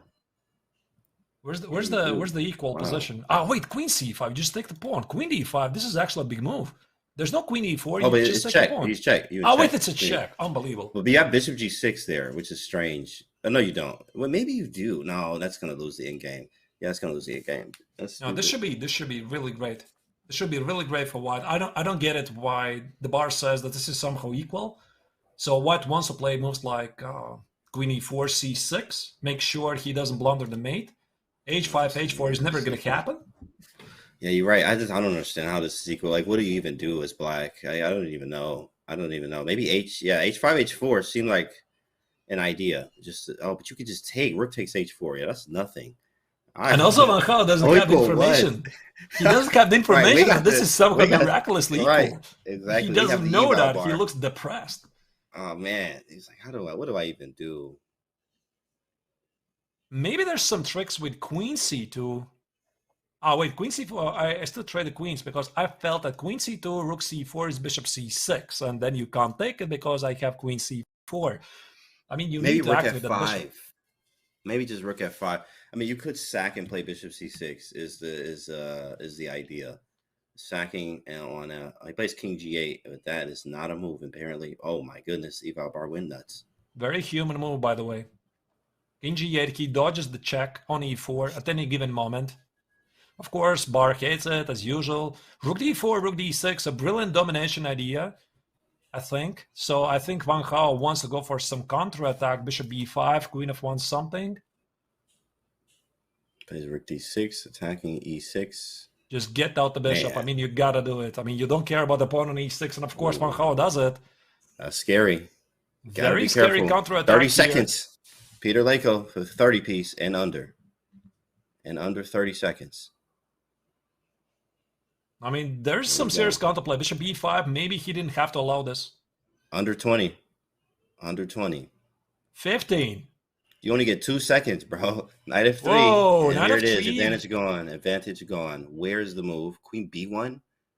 Queen b1 is definitely a serious move. Queen f1 check. I guess Petr wants to play knight e4, but queen b1, bishop c. Oh, look at this beautiful idea. Bishop d5. He shook his head, and you could see he's in disgust. He hated the move. Rook to d2. That's it. He's the one to just go on. Now the bishop gets on d5, but black is not even worse. 10 seconds. Oh, this looks very bad for Petr. Oh my goodness. D5 check, and then rook f3 to follow. Rook f3. How did the bishop get on d5? I mean, that's curious. What happens on rook f3? Oh, you just take with the knight. Yeah. Okay, there's no check. So I'm saying, wait, what? Bishop f3. No. Queen f5. Nothing. Queen c1. Very annoying move. Pinning. Interesting. I mean, still the game can go either way, but Wang Hao has definitely got serious chances here. Engage shade. Rook e2, I guess, right? You need to get the knight on e5 somehow.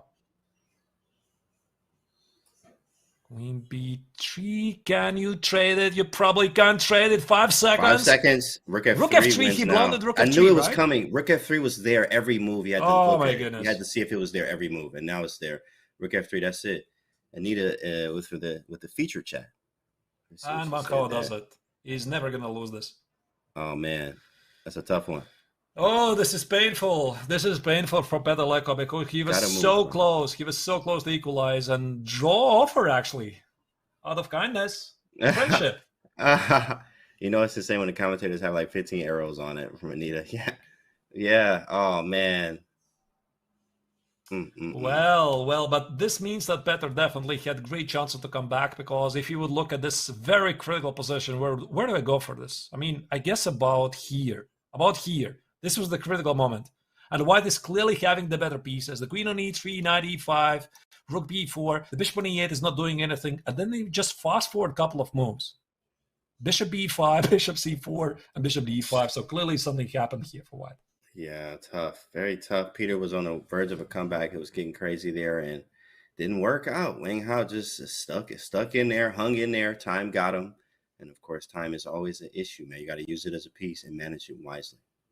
And this means that also these groups matches are finished, at least these 3 matches, because if we check the current results here, young Krzysztof Duda managed to sweep away Mitraba Gucha with very impressive 3-0. So here we just saw Wang Hao somehow surviving game 4 after stopping miraculous comeback by Petr Leko, and also Vidit Gujarati didn't use all of his chances against Alexei Sarana. Definitely this match was very close, but Sarana eventually managed to take away the match with 2.5 against half a point. I mean, absolutely strong chess today. Of course, Duda, this very scary form. Wang Hao is almost lost that match. In fact, but Peter Leko came back with a very nice bounce back there. Alexei Sarana also winning, guys. Just strong chess here. Now we got some boys advancing in that bracket, Arthur. Right, and if we check also the bracket of the knockout phase, here we see that in the next round, young Krzysztof Duda is going to face today's winner, Wang Hao, and this is going to be very, very exciting, very close match. Also, Alexei Sarana as his opponent, Shahryar Mamedyarov, who defeated yesterday Vladislav Kovalyov, and then the winner is going to advance further. Absolutely. Of course, this is, hey, in Toronto. That's going to be nice. You going out there? You going to be there, Arthur? I'm going to see you out there. In Toronto? No, Yeah, probably you going not. to go out I there? know. Yeah. I would love to though. Okay. I would love to though. Right. If But they probably invite me, not. right, I'll be out there. Say what's up to y'all. No, but it's actually lots of chess left, of course, and lots of matches to be played, man. I'm excited for Arthur, so it's always a pleasure. Right. Also was a pleasure for me, James. And so I think for now this means that's it for this broadcast. But the matches still continue today with more action because what was the time once again? I think it was 9 a.m. Pacific and 5 p.m. Central European Summer Time. I'm telling this from the memory. 6. Yeah, my apologies. There you go. There's on the screen. 6 p.m. Central European Summer Time. We are going to have more matches from the Group C and also Group H. A lot of chess legends are going to come back in action. It's Wesley So, Vasily Ivanchuk. Really, James, I haven't seen him lately in action, so it's going to be a very, very exciting match I'm to definitely follow. watching that all day. I'm watching this channel all day, chat. Make sure you don't go anywhere and watch only Chess.com today, of course, and in my stream later, but everybody else's stream too. But yes, this is nice, bro. Oh my goodness. I'm excited to see these boys play. Chucky, you got So and then Big Bach from the block. LeBron Aronian, right? It's absolutely a spectacular showing today. Right, so Grishuk, Dominguez, Roni, and Wesley So, Ivanchuk. I mean, these are called names, and they're gonna still fight for a part of the $1 million US dollars prize fund, which is one of the greatest prize funds ever in online chess. So we are really experiencing great times, but for now, I guess we are saying goodbye. And goodbye, Chad. Love you. come back Love you. today later when I believe it's Dan Lorditsky and Robert Kess. They're going to be back with a top-notch commentary of the Global Chess Championship, of these knockout matches. Just take a break, I guess, for a couple of hours. How much hours is it? 1 hour. It's not a couple of hours. 1 hour. 1 hour. And be back. Thank you for watching this, and have a good day. See you later, Chad.